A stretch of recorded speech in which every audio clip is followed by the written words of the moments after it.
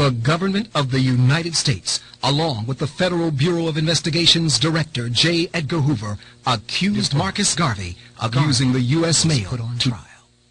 After 11 hours of deliberation, the jury was called in by the eminent Jewish jurist Judge Mack and given a second set of instructions without their request. The gist of it was that if they had come back with a not guilty or hung jury, to remember the expense in which the government would be put, the public would have lost time, the court, the jury, and the witnesses would have to go through the entire exercise again. They went back into the jury room and 30 minutes later came back with a verdict. Justice is greater than the law. If justice was not included in the law, then the law would be of no use to us as human beings. What I was concerned with was the truth. I asked no mercy. I asked no sympathy. I asked for justice based on the evidence given in the courtroom. I later found out that the judge wanted to speed things up because he had an appointment with the International Zionist Convention in Chicago. It was also due to the fact that I had acquired my first set of papers for naturalization. In my closing statement, I told those 12 men that they were to judge a man by the testimony, by what had been brought into the case, by their judgment of what is wrong and what is right. You may condemn the body, but not the soul. It was not in their power to condemn the body. God condemns the soul. Judge me, and God will judge you for judging Marcus Garvey. The trial took 5.5 weeks, and every day I had a fight with the district attorney. As we went along, I realized it was impossible for me to escape the traps that were being laid out by the press, rival organizations, personal enemies, foreign governments who were interested in me being convicted. No one, not even the absent attorney, could have fought for me as I fought for myself, because he would have been risking the friendship and goodwill of the powerful influences that were aligned against me. There were several witnesses brought in by the government, who probably because of a bribe would say anything the prosecutors told them to. For instance, Edgar Gray, a man with a superabundance of intelligence, could not say where he was really from. He claimed he was born in Sierra Leone, West Africa. That man was a coconut born in Antigua. Superabundance of intelligence, could not say where he was really from. He claimed he was born in Sierra Leone, West Africa. That man was a coconut born in Antigua. Gray disappeared from the UNIA with funds of the organization which he handled in my absence and for whom a warrant was out for his arrest. There was also Leo Healy. I regarded him as a friend. The very morning when he came in to testify, I met him outside, shook his hand, not knowing that he was there to testify against me. And he said I was a good man, then I was bad because I did not pay him the bills of the Black Star Line. Garvey was not the Black Star Line. We were not asking his opinion of the Star Line. We were asking his opinion of Marcus Garvey. He said understand that he believed that I was a member of the Ku Klux Klan. Now he knows there ain't no black man a member of the KKK. Well, when we placed Mrs. Lawson on the witness stand, well, she wore dark glasses obviously to obscure the movements of her eyes and her line of stare as she tried to communicate with the prosecutor. During cross-examination, we asked her to show her subpoena. She fumbled around and looked at the district attorney, lowering her head, waiting for his approval. She said she bought stock in 1917, even though the Black Star Line never sold stock in 1917. It was not in existence then. She claimed to be sick, as were two other witnesses who were able to make a quick $30 in the 5 minutes they spent on the stand. Prosecutor wanted to appeal to the sympathy of that jury. A young man named Cargill admitted on the stand to the dismay and disgust of the prosecutor that he was told what to say concerning the circulars and letters supposedly brought in as evidence in the case. Folks try to misrepresent me and say that I do not like white people. Some of my best friends are white. The bishop, who was my friend since my youthful days, testified. When I asked him of his opinion of Marcus Garvey, he said, doubtful. They didn't understand what he meant. I was a public man. Opinions differ. Surely some men are doubtful of me and some are not. He didn't say that Garvey was doubtful. When I asked him for his personal opinion, the question was objected to and sustained by the judge, claiming that it was an improper question. There were some white-controlled newspapers who felt that I was railroaded. I remember one of them stated that my troubles began when I stepped on the toes of France and Great Britain, and that it was a very grave question whether justice had been in my case. After I was found guilty, they released me on $25,000 bail pending the hearing of the appeal.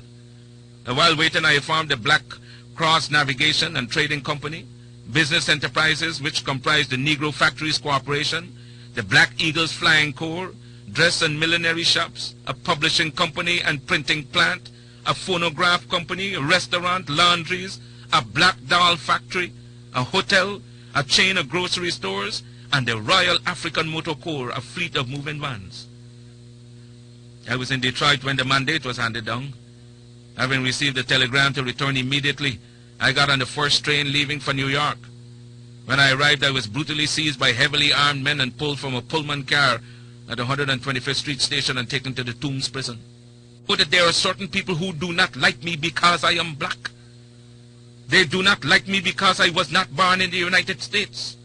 Some Irish slave master gave my great-great-grandfather his name. Garvey is not an African name. It's Irish. Garcia is not African, nor is Thompson or Johnston. They were inherited from our slave masters, English, French, Irish, or Scotch. If I was born in Jamaica, it was no fault of mine. It was because the slave ship which took me to Jamaica did not go to American ports, and that is how some Negroes in America were not born in the West Indies. Mr. Garvey, why would you want to stand up to a great republic like America? We're not fighting America. We're not fighting this great government. Then what are you doing? We're fighting hypocrisy and lies, and this we're going to fight until the bitter end. Are you fearful of being deported? There's no federal law whereby I could be processed against on the grounds of being an undesirable from the point of view of deportation. Yes, there is. Under Section 19 of the Act to regulate the immigration of aliens to and their residence in the U.S. I arrived in this country on March 23, 1916. Today is June 18, 1923. That law still has not been enacted. From the NAACP says, and I quote, Garvey must go. Which is why J. Edgar Hoover has trumped up these charges against me. Do you think it was a good idea to fire your attorney? Yes. Do you think that representing yourself could backfire on you? No, I do not. Why not? The Constitution allows every man the privilege to defend themselves, to prove his innocence before an American court of justice, and so I decided to do so irrespective of being a lawyer. District Attorney Mattock asked the jury, quote, Gentlemen, will you let the tiger loose? What's your reaction? Guilty men are afraid of jail. I'm as much at home in jail for the cause of human rights as I am in my drawing room. Well, what did you think of Mr. Dancy's testimony? Mr. Dancy was used by this government to testify against me. You heard him when the prosecutor asked him whether any of the letters were from the Black Star Line. He couldn't remember. He couldn't remember. Mr. Dancy can't read. My life is at stake and he couldn't remember. What happened in that courtroom was a charade. You all know he was just lying through his teeth. You're a foreigner. Why are you making all these waves? Even George Harris, editor of the New York News, a colored newspaper published in Harlem, referred to you as an alien. An alien is one who enters a country on his own account without any invitation and who domiciles himself in that portion of the country because of his own desire. Isn't that exactly what you did? But against my will, by stubborn protest, somebody seized me and brought me here for my silent repose in Africa 300 years ago. When they get rid of you, then what? This is only the first Marcus Garvey. There will be other cubs in the fold. Part of my trial is that I was indicted along with others for conspiracy to use the United States mails to defraud in promotion of the Black Star Line Steamship Company. Yet my conviction was void of conspiracy in that I alone was convicted. If I understand my conviction clearly, I was convicted for selling stock in the Black Star Line after I knew it to be insolvent. The difference between us and the trial court is that they wanted a conviction. All the others who had more to do with the actual selling of stock than I went free because they were not wanted. I received the fullest penalty that the law could impose. 5 years in the penitentiary, the maximum fine of $5,000 as provided by the law, and the entire cost of the case, a condition not generally imposed maybe once in 25 years. It was not Marcus Garvey on trial. It was not a question of money on trial. It was the principle of a race fighting for liberty on trial. And when you attack the principles of the UNIA, Garvey goes to war, and he remains on the firing line until he passes away or until Victor perches on the banner. I am going to prison because I dare to serve you, neglect my home, a loyal and dear woman, my wife, and myself, Above all, the things I prize most in the world is the honor of my name. I have never in all my life, to my conscious knowledge, done one mean act. Because it has always been the policy of my life to live with honor or die for the principle. How well I have succeeded is made manifest in the sweeping consciousness that has taken hold of the race in Africa, America, the West Indies, Central and South America, Asia, and my imprisonment for so doing. The National Association for the Advancement of of colored people, and others who have combined to fight the UNIA are going to be disappointed. As they cannot harm Marcus Garvey. Not Judge Mack, not J. Edgar Hoover, not W.E.B. Du Bois and his Blue Vein Society, nobody. The history of the movement is now being written. Do you know what history means? History is the guidepost of a race. It is the inspiration for succeeding generations either to go forward or stand still, either to revenge or be revenged. I had a motive and a purpose. It was a crying voice from the grave that said, Garvey, we have suffered for 250 years for your day and time. We expect something of you at this hour. The prejudice against us as an African people is not because of color. It's because of our condition.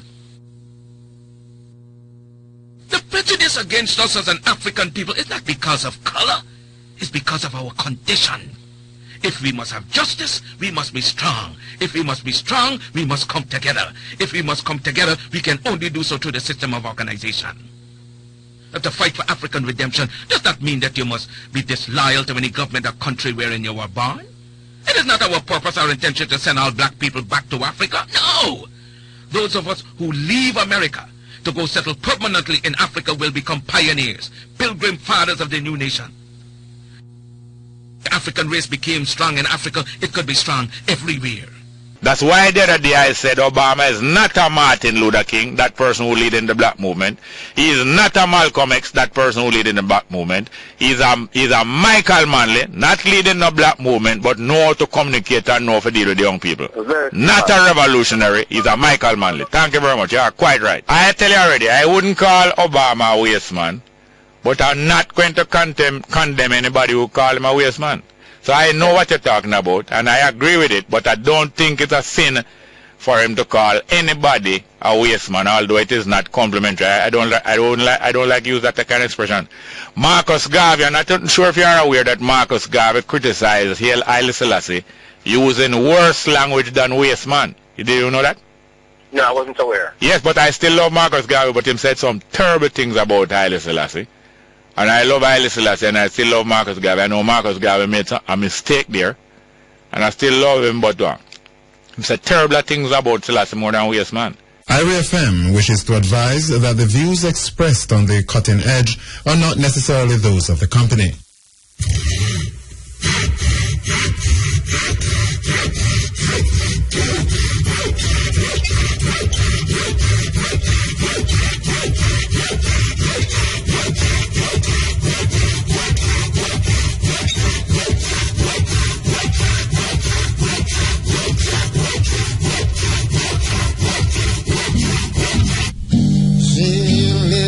To your radio, whoa, cutting edges on your stereo, yeah.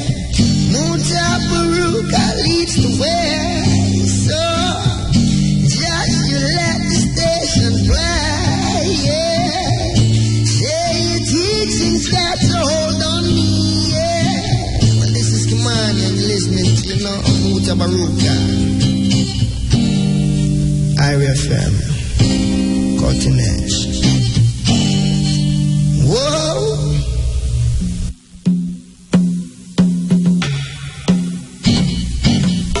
See you listening to your radio. Whoa. Cutting edges on your stereo. Yeah. No doubt your children that they need nothing to themselves to be happy. No person, place, or thing. And that true happiness is found within. Teach them that they are sufficient unto themselves. Teach them this, and you will have taught them grandly. Teach your children that failure is a fiction, that every trying is a success, and that every effort is what achieves the victory. The first no less honorable than the last. Teach them this, and you will have taught them grandly. Teach your children that they are deeply connected to all of life, that they are one with all people, and that they are never separate from God. Teach them this, and you will have taught them grandly. Teach your children that they live in a world of magnificent abundance, that there is enough for everyone, and that it is in sharing the most, not in gathering the most, that the most is received. Teach them this, and you will have taught them grandly. Teach your children that there's nothing that they are required to be or to do to be eligible for a life of dignity and fulfillment, that they need not compete with anyone for anything, and that God's blessings are meant for everyone. Teach them this, and you will have taught them grandly. Teach your children that they will never be judged, that they need not worry about always getting it right, and that they do not have to change anything or get better to be seen as perfect and beautiful in the eyes of God. Teach them this, and you will have taught them grandly. Teach your children that consequences and punishment are not the same thing, that death does not exist, and that God would never condemn anyone. Teach them this, and you will have taught them grandly. Teach your children that there are no conditions to love, that they need not worry about ever losing your love or God's, and that their own love, unconditionally shared, is the greatest gift they can give to the world. Teach them this, and you will have taught them grandly. Teach your children that being special does not mean being better, that claiming superiority over someone is not seeing them for who they really are, and that there is great healing in acknowledging mine is not a better way, mine is merely another way. Teach them this, and you will have taught them grandly. Teach your children that there is nothing they cannot do, that the illusion of ignorance can be eradicated from the earth, and that all anyone really needs is to be given back to themselves by being reminded of who they really are. Teach them this, and you will have taught them grandly. Teach these things not with your words, but with your actions, not with discussion, but with demonstration. For it is not what you do that your children will emulate, but how you are that they will become.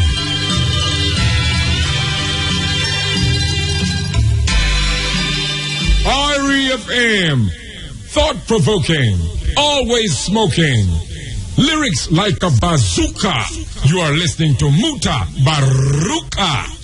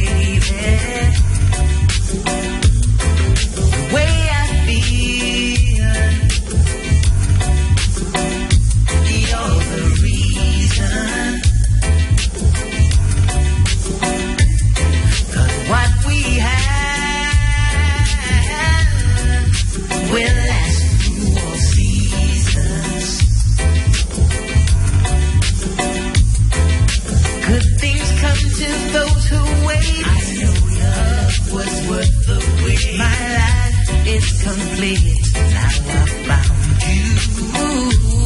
No no more. I found what I'm looking for. We've got the real thing, baby. In you I have no doubts. This is what it's all about. We've got the real thing, baby. So real,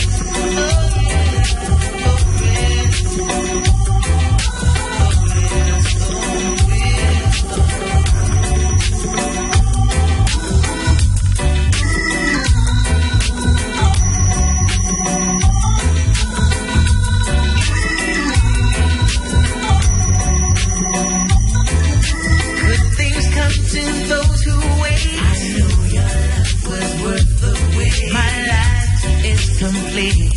Now I found you. No need to search no more. I found what I'm looking for. We've got the real thing, baby.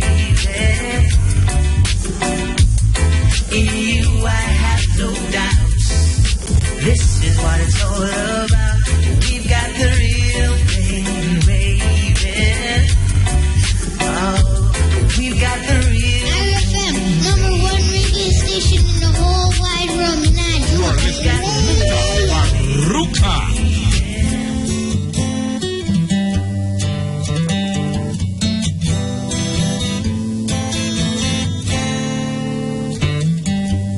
I know. I hold, I say. I reconsider.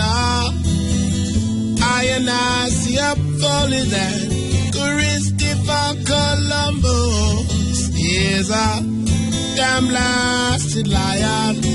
Christopher Columbus is a damn blasted liar. Oh yes, child. Oh, he's a liar. Yes, child.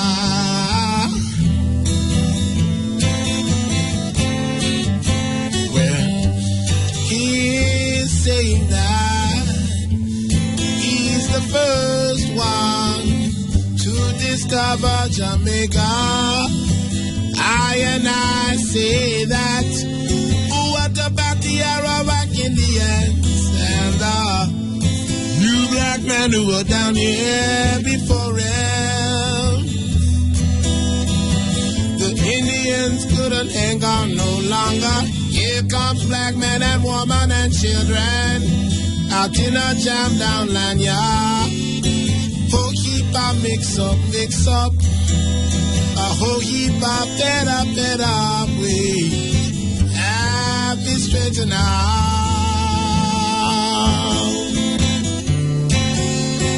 Christopher Columbus is a damn blasted liar. Christopher Columbus is a damn blasted liar. Oh yes, child.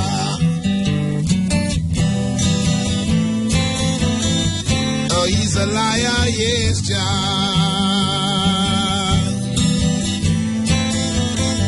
Oh, he's a liar, yes, child.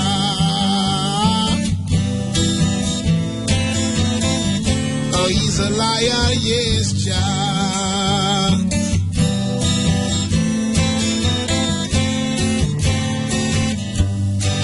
I longing to go home. What a long way from home. Within a red, green, and gold robe. Well, come on, 12 tribe of Israel. Come on, 12 tribe of Israel. Out of jam down land, yeah. Oh, keep up, mix up. Keep up, bit up, way. Happy straighten out.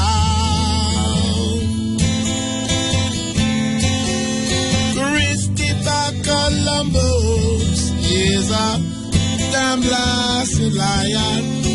Christopher Columbus is a damn blasted liar. Oh yes, child. He's a liar, yes, child.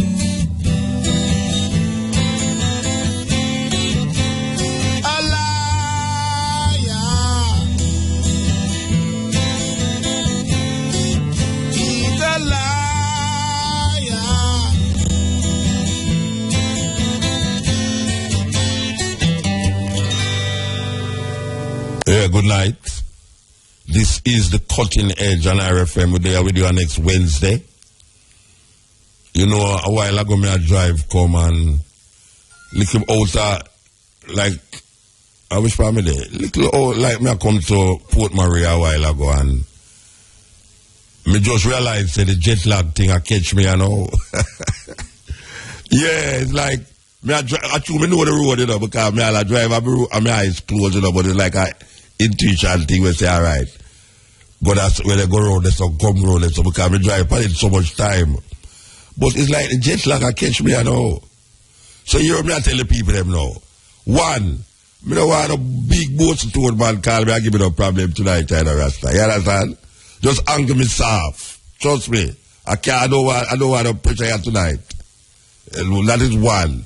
Two, the program was sweet, but me going to have some mood there where you understand what I say. So when you fly 17 hours and wait a couple hours in a plane, you know, I mean like 4 airport, you know, change a plane in a different time zone, 4 time zone. You know, say, your equilibrium no equal in a certain way. But I want to tell the people them, so we give thanks. We want to give thanks to RFM and Zion FM for really accommodate such a wonderful event. Because the day after, the Thursday after, a lot of people was talking, you know, about what we did, and a lot of people was listening. So we really give thanks for that. That was one of the highlights of the festival, to be broadcasting from there. But the concert itself was wonderful, man. It's 4 days of pure reggae music. I mean, reggae from, you have artists from all over Africa just converge on this place in a Cote d'Ivoire with Jamaican artists, Morgan Heritage, Third World, myself, Marcia and Judy, Kimani Mali were the contingents from Jamaica, and it was, may I tell you, it was sweet. I think they're going to have it next year again.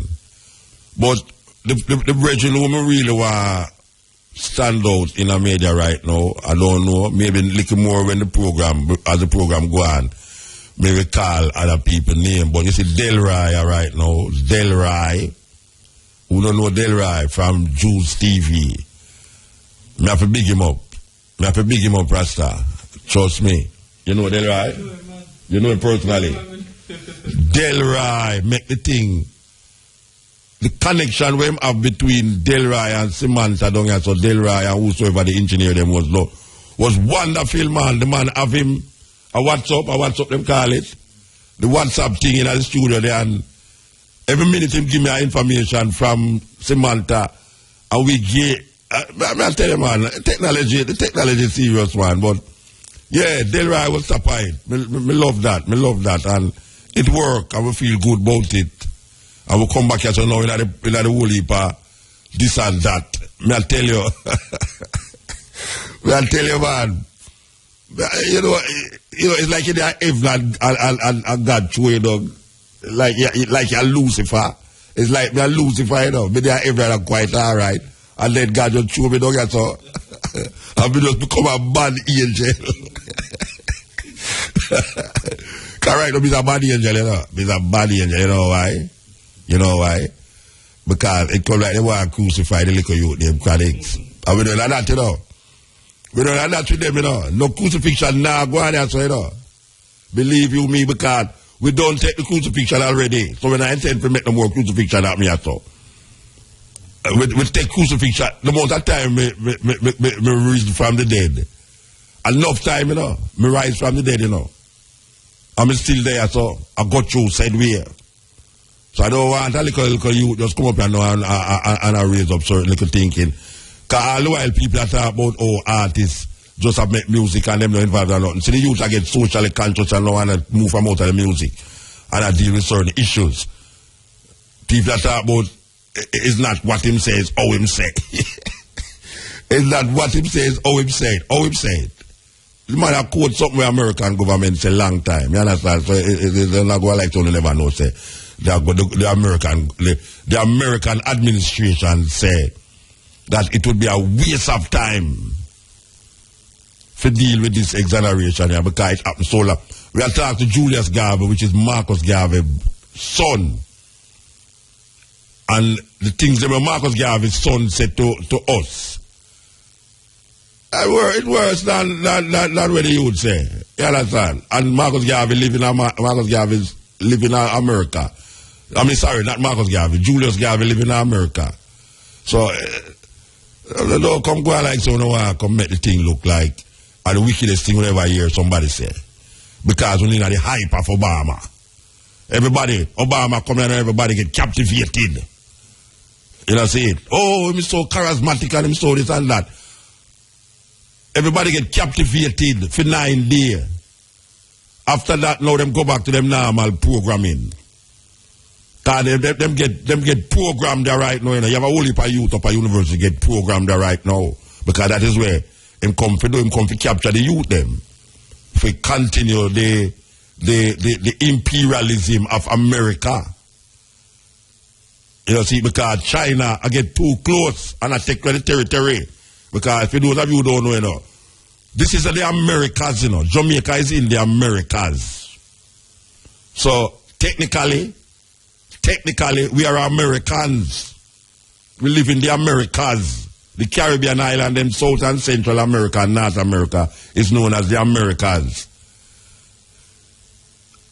And China come sneak in for certain little things and all. And I hear him say, well, you know, if China is building this and building that and is not asking for anything that the government of Jamaica, the people of Jamaica cannot deal with, then you know say it's a problem. Look here, man. It's power thing of Guan, so. It's power thing of Guan. Because right now, Lego Cuba, the embargo come Cuba, we have to Lego that, you know, because not now work. And all them try kill, at 20 at time, them try assassinate Fidel Castro. 20 at time, them try assassinate Fidel Castro, they never work. And them say, all right, now, watch you know, the thing now work, you know. All the embargo we put on them now work, you know, them have the best doctors. The Cuba, them have the best doctors, the best healthcare system, better than America system. All the embargo. No illiterate, no, they are Cuba. All the embargo them put.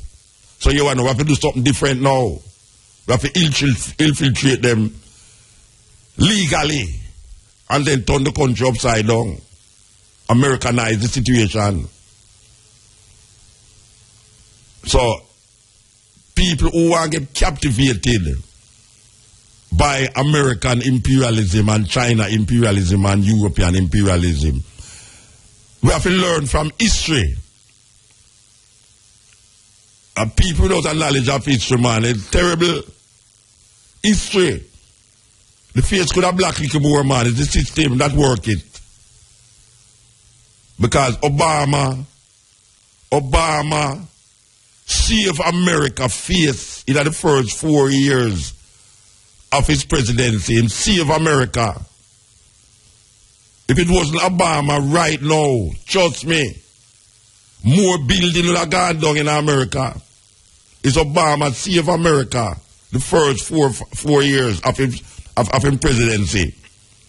To make people look at him and say, yeah, you know, America really different. But guess what? The next 4 years is the problem.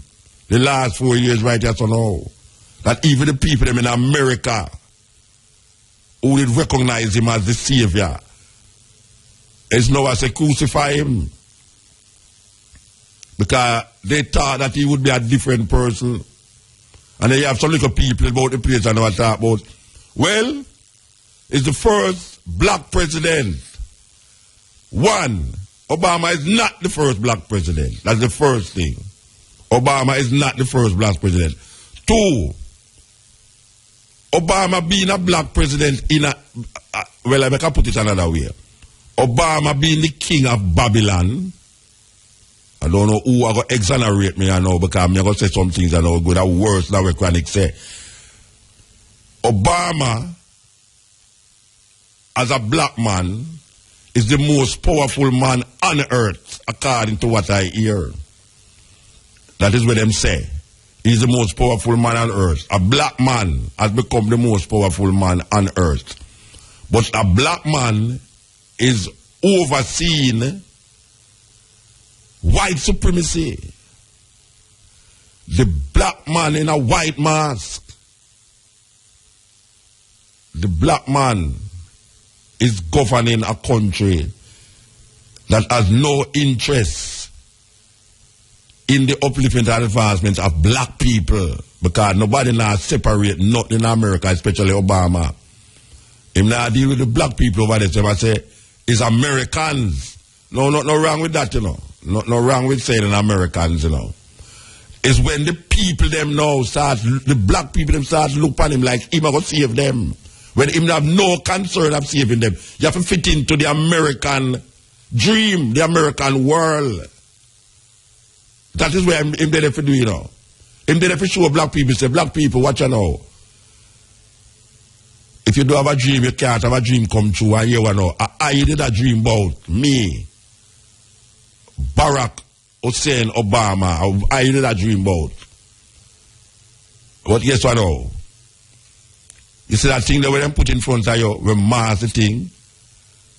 We say, well, I never know how to live to see a black man in the White House. The first 4 years, that's all you could have heard, you know. The first 4 years, everybody, I say, boy, all the people who pass my age, I say, boy, you know, this is something else. I never know that you got black man could have, I would have lived to see a black man in the White House. Maybe we don't go and live to see a white woman in the White House. Because that is where it will go, yes or no. Can you imagine how women in the world have a feel when they realize the most powerful woman in the world is a woman? The most powerful person in the world is a woman. What difference does that make? If a black man in the White House carrying out what white people intend him to do, what is the difference? That is like saying Jesus no white, Jesus black, but give the same attributes to the black Jesus, like when you get to the white Jesus. All you have to do is switch around the color. Switching around the color makes no difference if it does not represent what the color is supposed to represent. I mean, I just go and worship Jesus in a white state. If you have to change him color to make you feel good. And that is all what is happening here. All what is happening is that there is a president in the world that is a black man. And black people feel good for no say a man look like them in the White House. But what is that saying for your integrity and your liberation and freedom? Are you freer? It's like the IMF. When you hear these politicians saying, we have to go to the IMF, you know, because the IMF will get us out a certain rut. I believe that, I must believe that. The IMF that is run by American imperialists and European imperialists, but the main character in the IMF is American, because every day they have to run go to Washington. I must trust the IMF. When I look on where the IMF go to other countries, I must go trust the IMF. So I see them put a black man in power. Because them know say the people them fed up at the white face. The people them fed up at the white face. Especially like we are so what about, you know, you have Jamaican people talk about, I don't see color, you know. Lie them I tell you know. I can't take a black man where I tell you, a black person where I tell you, I don't see color, you know. Everybody's human. Of course, everybody's human, but I can tell you something. The psychology, you know, is that if you see two man a box, a white man a box, two people are black, a white man and a black man, even if you don't know none of the two box of them, your instinct, your DNA is saying you want the black man to win. I don't know nobody will not say so. If two football team are play and one of them is white and one of them black, and you don't know the two football team them. For you see the pure black man for one team, as a black person, you want the black team to win. It's just so it go. It's a natural thing. So when a man say him not see color, I don't know what kind of madness that. If you can't love me as a black man, how you going to love me as a human being? And then the first thing I see is a black man. Or you mean you can't see, look, lots of people say, Jesus don't have no color. Then Jesus wasn't a man.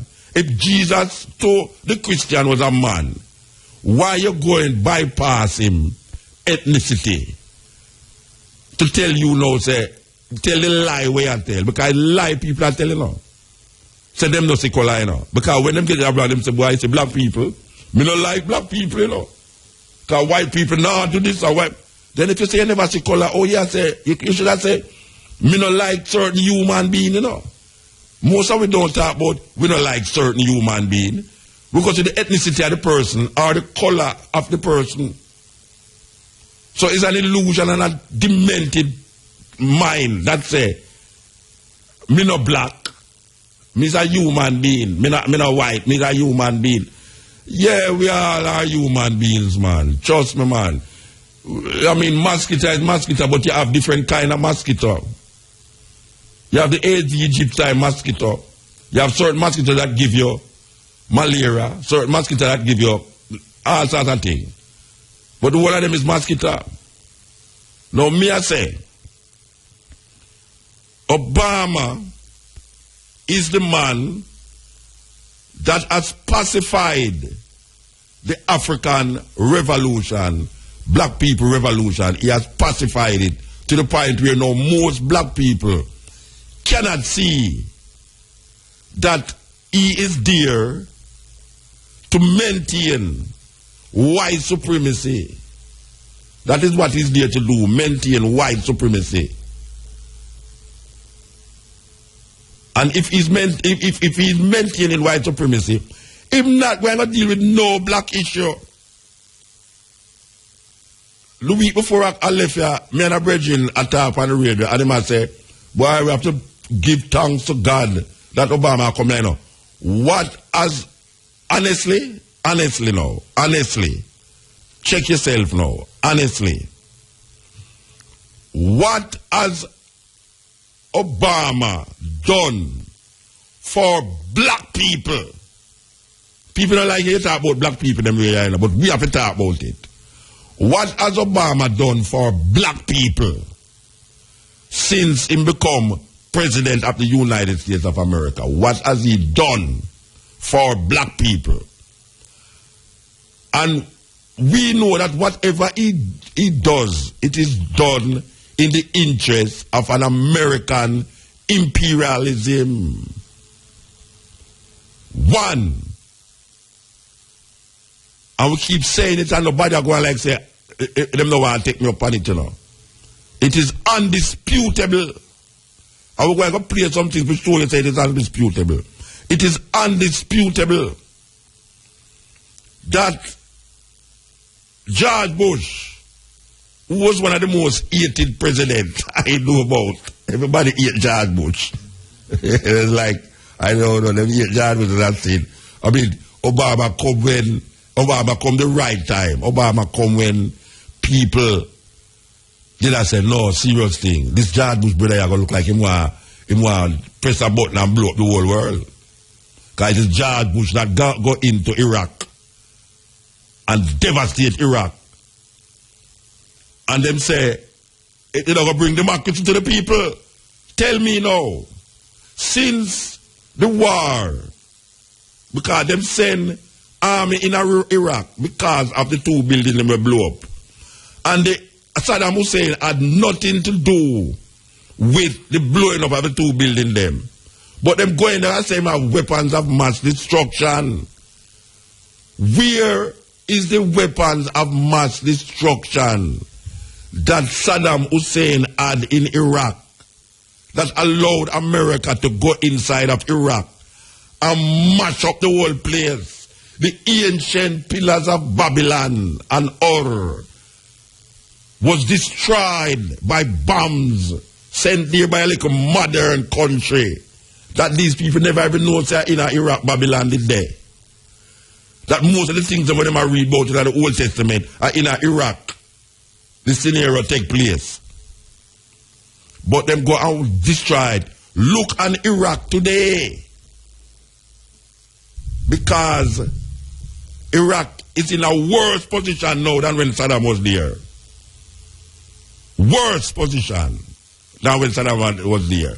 To the point where now some remnants of Saddam army form themselves into a next group now named ISIL. Because when Obama get rid of what name? Where the bad one name, where they give them problem again. Oh gosh, man, my brain not function now. See it? Alright. We should remember him name. Osama, Obama. The two names them come serious to me, Osama, Obama. Alright. Osama bin Laden was the worst thing ever come on earth. Just like how Castro was the worst thing ever come on earth. When me like a picnic, Castro was the devil, according to America. Because I'm a communist. Them used to hunt communists in America.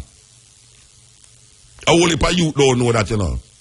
Them used to hunt communists in America under J. Edgar Hoover. Them used to hunt him. Alright.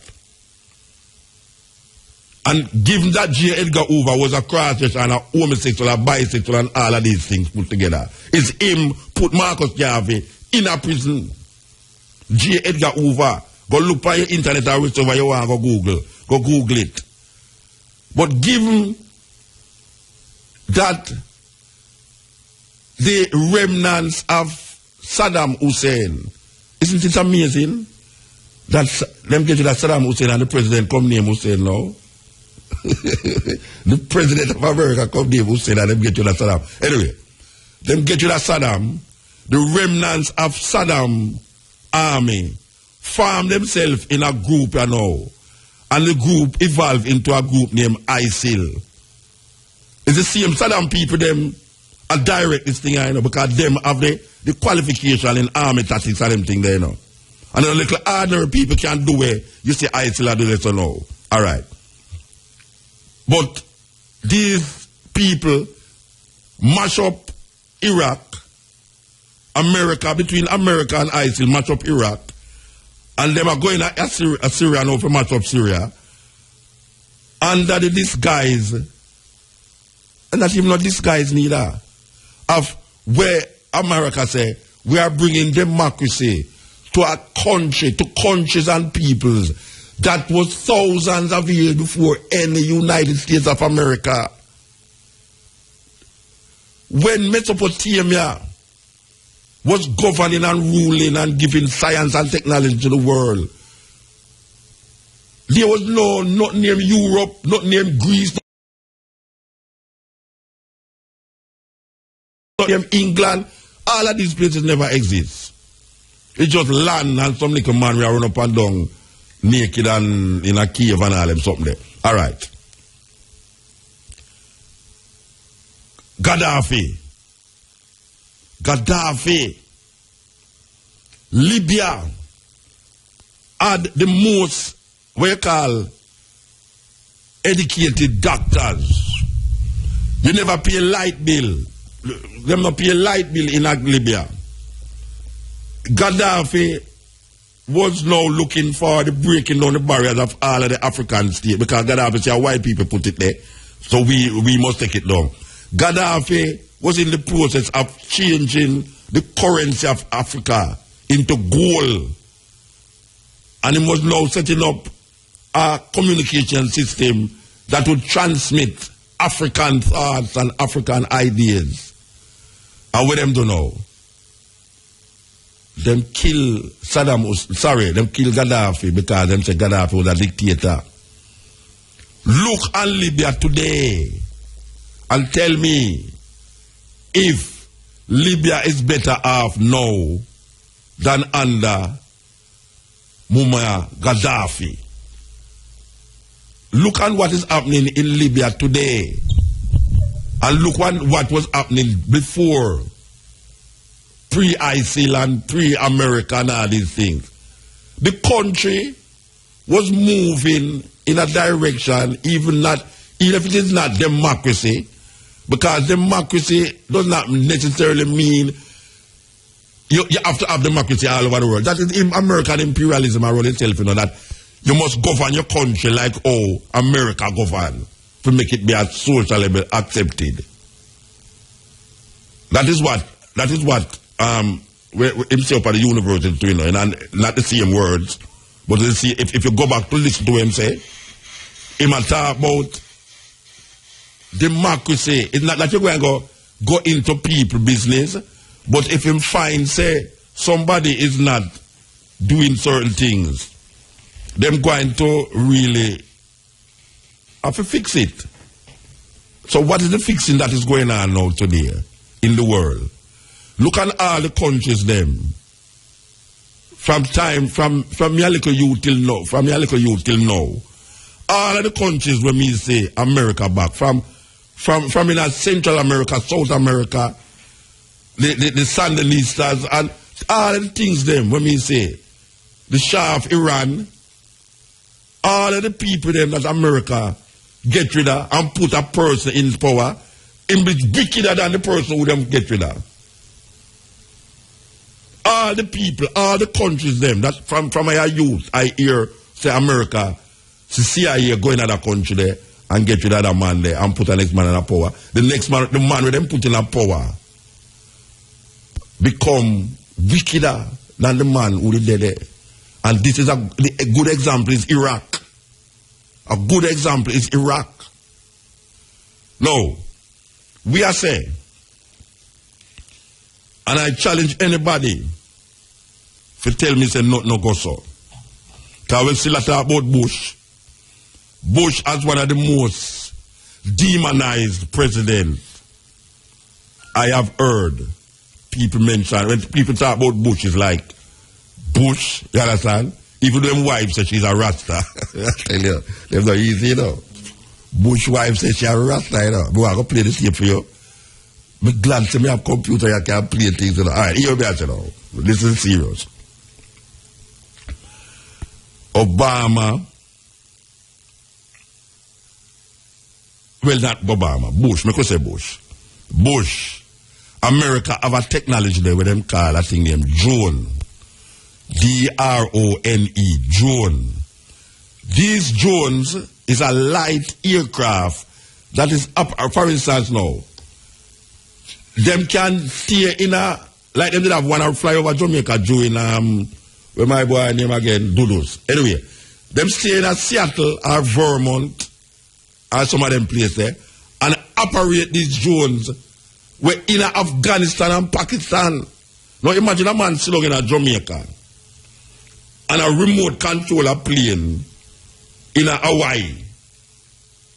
And when them target people, when them kill people, you know, the man was sitting in a Jamaica, you know, I kill people with the drone in a Hawaii. The man was sitting in a Seattle, in America, I kill people in Afghanistan, in the next side of the world, you know. That means that even if you shoot down that drone there, you know, it's much in your shoot down, you know. But see that drone there attack the lives of hundreds, dozens of people one time. Yemen, Pakistan, Afghanistan. All right. Them set up a thing named drone, which me never know about drone until me hear about Afghanistan. Where them say them a send drone going to Afghanistan.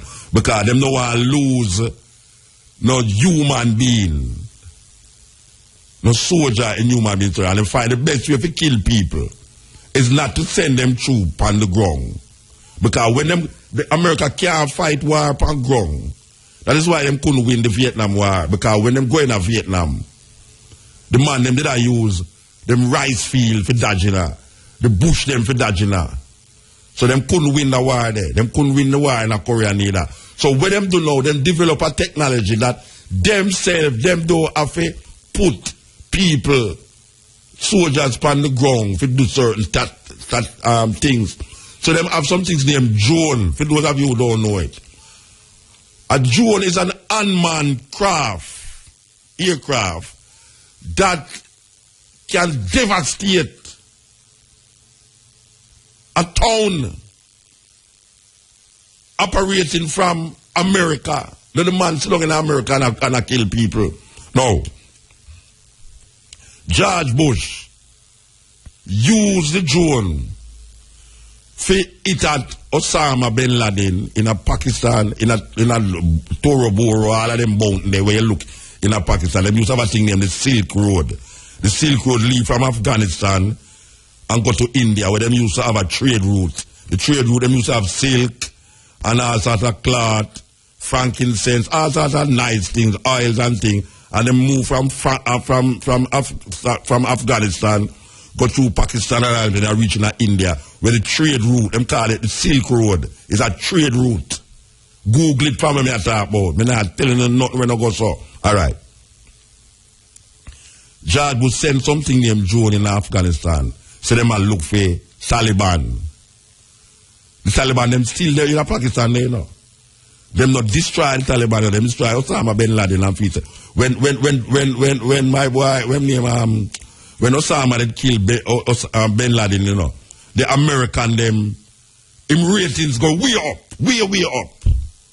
When him kill bin Laden. All right.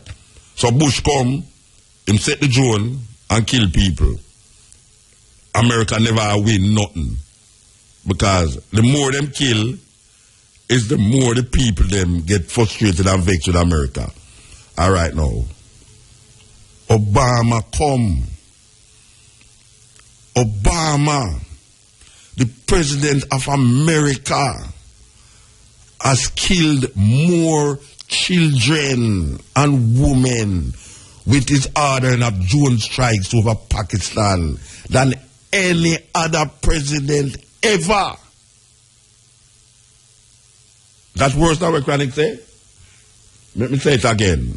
Me say, this is known out there, because I would say when I read other news out there, I mean most of it I read other news out there, the amount of people that die from drone strike ordered by the present president of America is much, much more than where the so-called George Bush, who nobody never liked, kill children and women.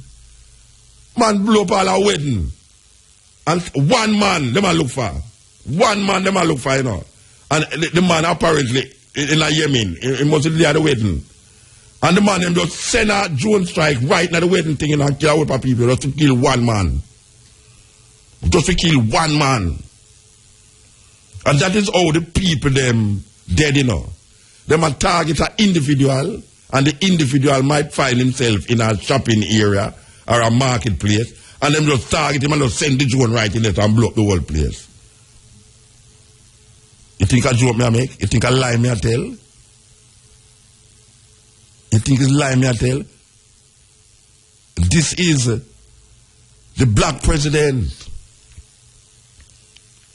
And I know that Hillary Clinton might be the first woman president of America. The first woman president of America. You see, when people change individuals, them feel them about change that system. But the system is more powerful than the individual. The individual is just there to maintain a certain kind of system. Because that is what democracy do. Now, when you come outside of a democracy, you can go against the system and become your own person.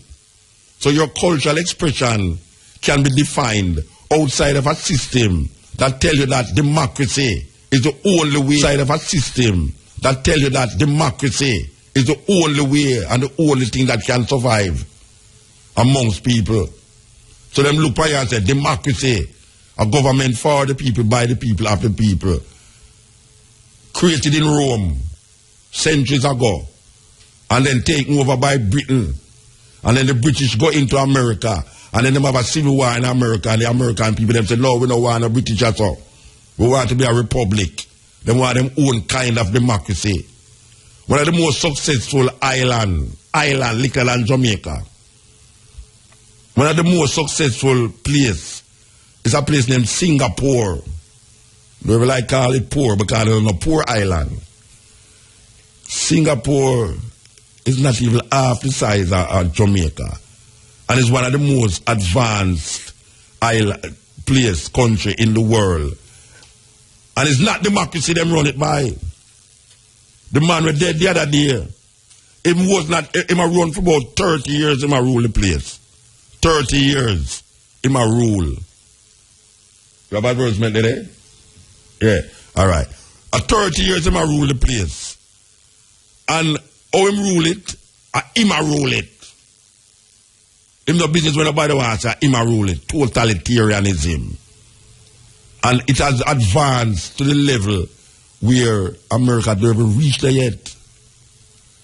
That little place, we name Singapore, where people are telling about must copy Singapore. Why Jamaica must copy Singapore?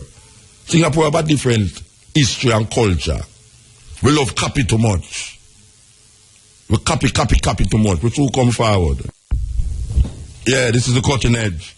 And I refer, we are going through the pieces. We are talking about how people allow themselves because of charismatic leaders to bamboozle them, especially if the leader look like you. And we know over the years that some of the wickedest oppression come by house slave. Some of the wickedest oppression come through the house slave.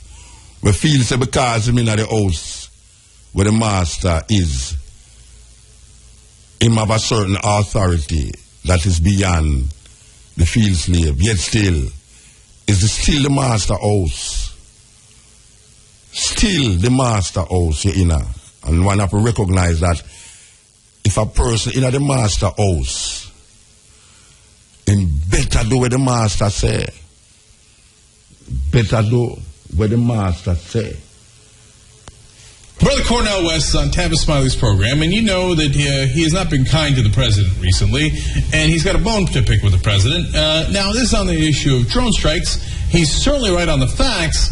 Whether he's right on the rhetoric is a good and open question. Let's listen. Dropping bombs on innocent people. Has been over 200 children so far. These are war crimes. I think we have to be very honest. Let us not be deceived. Nixon, Bush, Obama, they're war criminals. R.E.F.M. Thought-provoking. Always smoking. Lyrics like a bazooka. You are listening to Mutabaruka. For those of you who don't know who's talking there, esteemed Professor Cornel West. That was taped about a year, 2 years ago, when the strikes, the Obama regime was sending drones, Pantapa drones to blow up place and bomb up place. This is a reaction by Cornel West to the drone strikes that was ordered, was permitted by the president. Brother Cornell West is on Tampa Smiley's program, and you know that he has not been kind to the president recently, and he's got a bone to pick with the president. Now, this is on the issue of drone strikes. He's certainly right on the facts. Whether he's right on the rhetoric is a good and open question. Let's listen. Dropping bombs on innocent people. Has been over 200 children so far. These are war crimes. I think we have to be very honest. Let us not be deceived. Nixon, Bush, Obama, they're war criminals. They have killed innocent people in the name of the struggle for freedom, but they're suspending the law, very much like Wall Street criminals. The law is suspended for them, but the law applies for the rest of us. Yes, you know, a very interesting thing that Cornel West was one of them man where, also one of them man who was really glad to see a black president. And who can forget all of these songs that regards them sing about paint the White House black and black man in the White House and all these things. But terrorism, when we thought that Osama bin Laden death would be the nulling of terrorist activities in the world, we see a group come now where wickeder than Osama bin Laden, wickeder. This guy named Baghdadi, we are run the ISIL people them. I mean, them man the wicked, them man they gone back in a European medieval times. For those of you who understand what we are saying, we can't bother explain everything, but there was a time in Europe where if a man catch you, and you say, you're not dealing with the Pope. Them just chop off your head right this up. Or can you go in and burn you at stake in the center of the town? Medieval Europe. And that's what them guys that they know, ISIL man, them, you know, them they at the medieval times. Them a try put law upon people where most of the world left the law and left the kind of life where they long time. And the two religion them are trying to manipulate and control the world. Islam and Christianity. In the name of Jesus and in the name of Allah. Them are try wanna use political power, wanna use religious power. One more subtle. Because even though them are use politics in the name of democracy, them are use. It's still a religious thing them I work with. And the same people them, instead of them use politics, them I use religion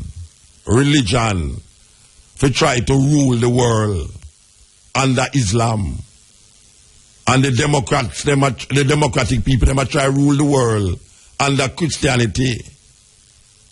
Them I try to bring about an Armageddon according to Revelation. The problem with it, is that you see black people, we're so gullible, you know. When we say gullible, we're gullible, you know. May I tell you, we're gullible. Politicians can't tell you anything. And we feel happy. Like how Obama come here now in front of the youth, them at university. All of them youth, they're supposed to feel, yes, history make, you know, them talk to the President of America. And the questions still linger. We never ask. You have a little sister, again, for those of us who follow world events, there's a little sister from Pakistan, Malala. I don't know if anybody in Jamaica, well, I never say anybody, but most Jamaicans don't hear about Malala. But Malala, a little daughter was nearly dead because them catch her and I think he shot her, you know. She nearly dead, but she survived. Because she's a defend female rights in a Pakistan. And you know, say, certain the Muslim man them know, because them a follow Arab culture, them kind of fuse Arab culture with Islam and then says Islam. You know, it's like Islam don't say it, you know, because you read the Quran will tell you nothing about Arab culture, you know. But you Arabs manipulate, just like how Europe manipulate Christianity. That means when Europe give it as Christianity is where we accept. Well, same thing now with the Arab them.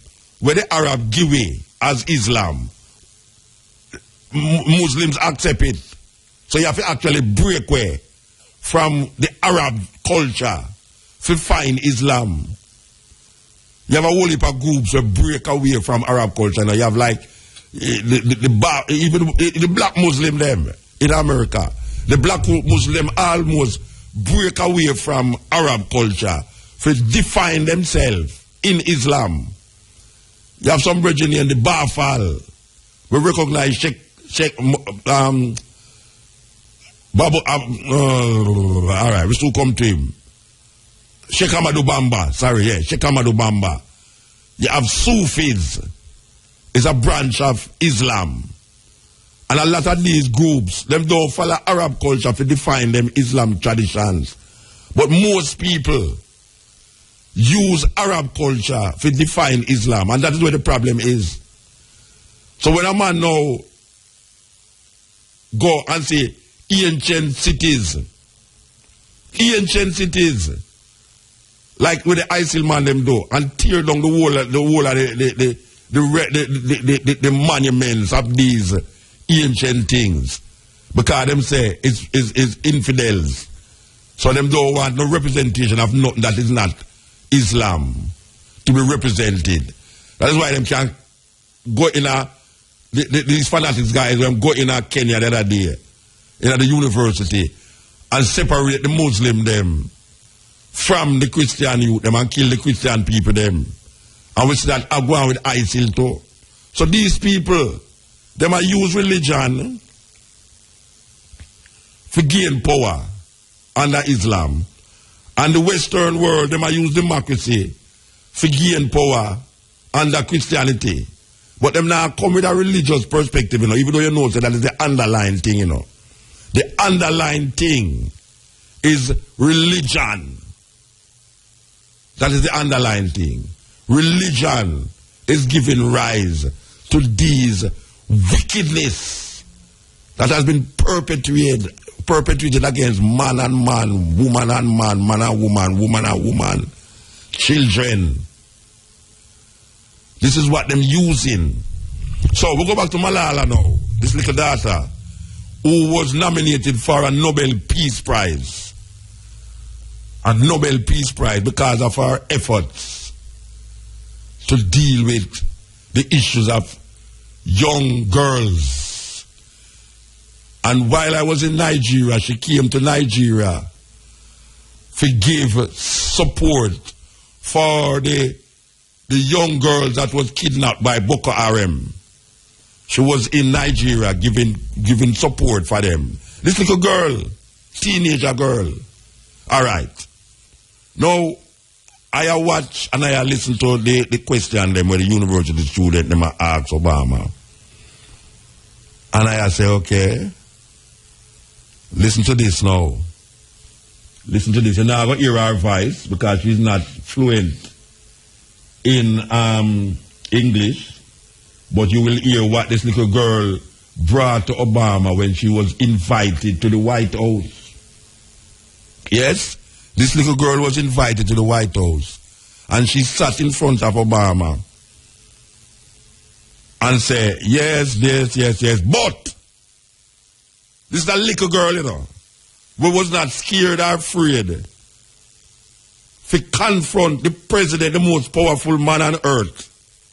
She wasn't afraid to confront Obama about a situation in a fair country that she feels is fueling terrorism.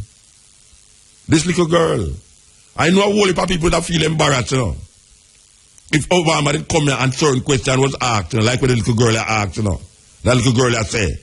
Not even asked, but what she said to Obama, you know.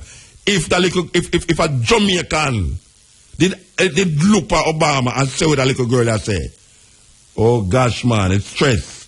So I could say if we can give you the radio announcers reading the transcript of what she said to Obama. Malala Yousafzai, of course, the hero from Pakistan who got shot by the Taliban and survived.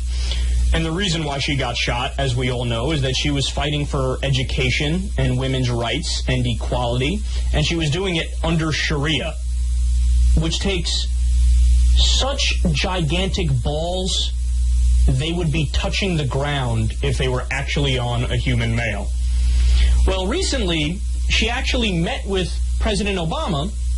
In fact, it was on Friday night. And they discussed a couple things.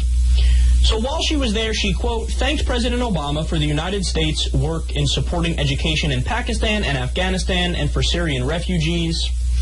But she also said, I expressed my concerns that drone attacks are fueling terrorism.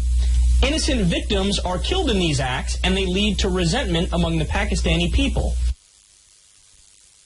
We have to stop it. We have to stop it this one. Believe you me, we have to stop it. Because we're going to continue, but we have to make a comment as well. A little girl, Pakistani girl, go in front of the president in the White House and say, yeah, we're glad for what you do with education. It's like when come along and say, we'll get some money for education and everything. Everybody feel good about that. Cheers and thing. And she'll talk about certain things. But the issue that concerns she now and our people them. Can you imagine if a university youth did get up in the university and mention about the drone strike where Obama carry out in Pakistan and Afghanistan where kill children and women? Can you, they would expel him right away And it will be so embarrassing to Jamaica.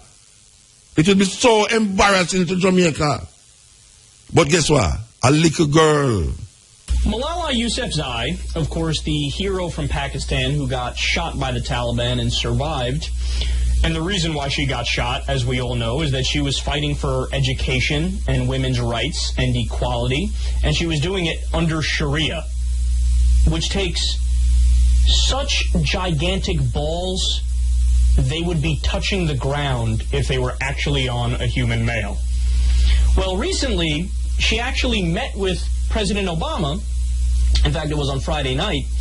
And they discussed a couple things. So while she was there, she, quote, thanked President Obama for the United States' work in supporting education in Pakistan and Afghanistan and for Syrian refugees. But she also said, I expressed my concerns that drone attacks are fueling terrorism. Innocent victims are killed in these acts, and they lead to resentment among the Pakistani people. If we refocus efforts on education, it will make a big impact. So do you get what happened here? She got a chance to visit the White House and talk to President Obama. And usually when people do that, they just, worship at his altar.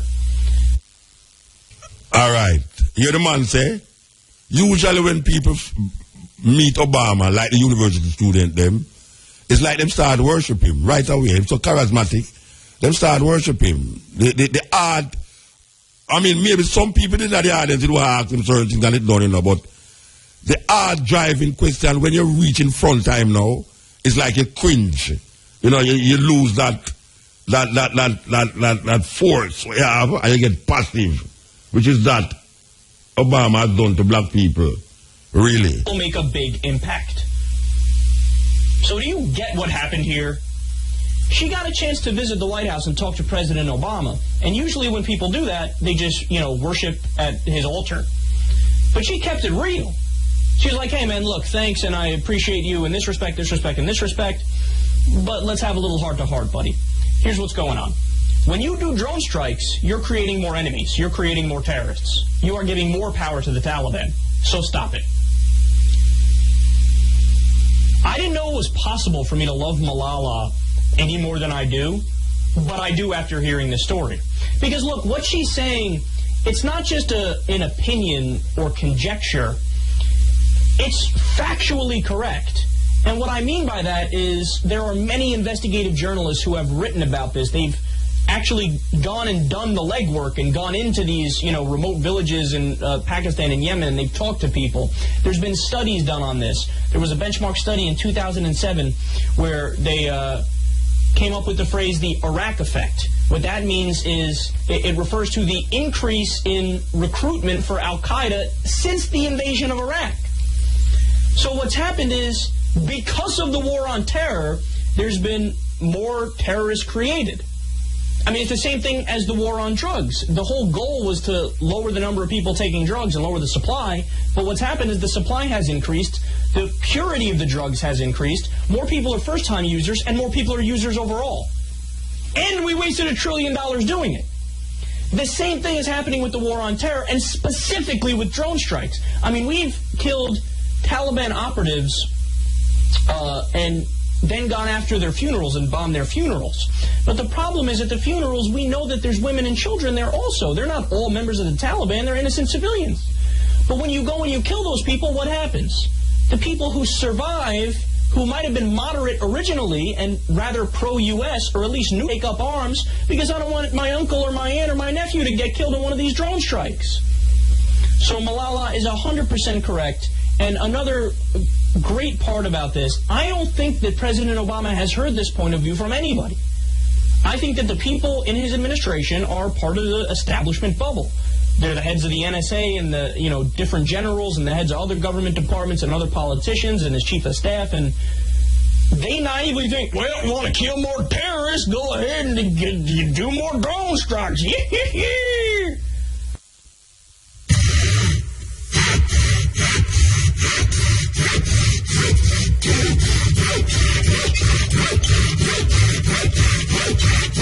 REFM.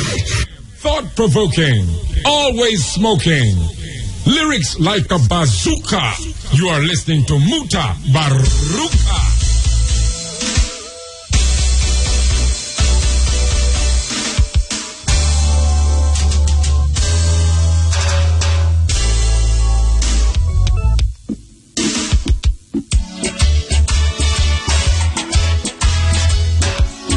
Youth out of Cote d'Ivoire named Ishmael Isaac. And I want to tell you this youth is a very unique youth because him is very challenged, physically challenged.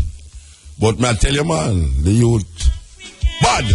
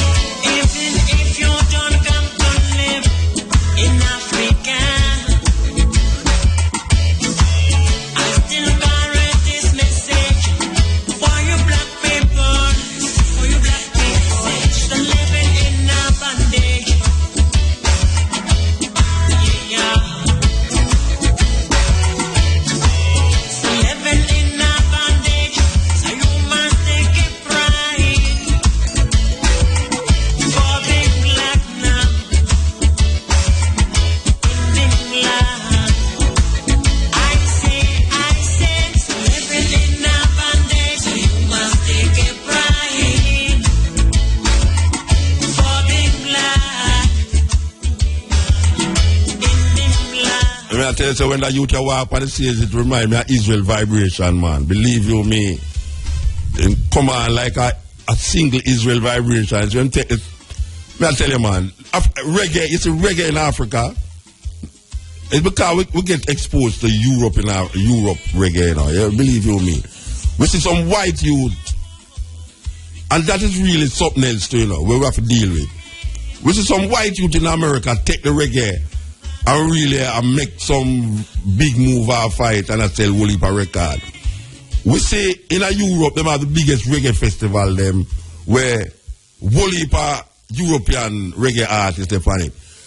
But you see where opened my eye this week, yeah, is that it's the language barrier. I think it's the language barrier why we not get exposed to more African reggae, you know, because most of the country them attack French. Most of the country them will really take the reggae and push it attack French. So that language thing wouldn't really hold fast in a Jamaica as such. But me I tell you, you see when you hear the African them a do reggae, me can put an African a do reggae and an American white youth a do reggae and know which one a play reggae. I mean which one is which one. That is how exciting it is to me. If you know, say, me can distinguish if soldier play or Ground Nation a play, or if Alpha Blonde a play, or this youth a play, or some other reggae artist, like over the 4 days, trust me man, over the 4 days, many reggae artists. And when you sit down and listen to the reggae artists them in the stadium, you know. No, it's not a stadium, it's a big ground. We look like the park where we have long lessons, Trelawney too. But when you hear the reggae, we have come out of Africa, where I may say it's wicked. Oh, we just isolate ourselves from Africa, so. And it's the language barrier, you know, the language barrier. Because you see Alpha Blonde and Lucky Dube, who's from Africa, and Lucky Dube and Alpha Blonde is the 2 biggest reggae, because them do reggae, is the 2 biggest reggae acts come out of Africa. But you see, Alpha Blonde talk about 5-6 different languages. And Lucky Dube was singing in English. Lucky Dube was singing in English, so him could have break the barrier and transcend the language barrier. Alpha Blonde transcend the language barrier. But you have artists from Guinea, you have artists from Benin, you have artists from Togo, you have artists from, I mean, you name it, which part of the artists them come from, man. And them converge at this reggae festival, yeah. When I say, boy, I tell you, say, if we could have lift up the whole thing and transport it in a Montego Bay and make it just go on, oh gosh, man, I tell you, man, it's one of the sweetest reggae concert me go. Believe you me. Believe you me. I'm going to say reggae concert, no other music, but just reggae. Reggae, just reggae. And you have, just like how you have the lineup, like some, what them call one, some fest, yeah. Just like how you have the one, named some fest, we go 4 nights, Thursday, Friday, Saturday. And Sunday, as them do it, Thursday, Friday, Saturday. Them usually 3 nights. Well, this was 4 nights. And the lineup, you have like 10 artists per night. Yeah, which part of the paper there? I think I have a flyers there. Yeah. Well, I say you have not more than 10 artists per night. For 4 nights. So you have to have about like 40 artists. And if we exclude the Jamaica contingent, which was Third World, Marcy and Judy, Kimani, me, and Morgan Heritage, it's 5 out of 40 that. So you have about 30 odd African artists from Africa, upon the continent. We have play reggae music. Just picture that like your head. Believe you me, man, it's sweet. It's sweet to hear the youth them, man. It's sweet. But this youth here, stand out to me. Believe you me.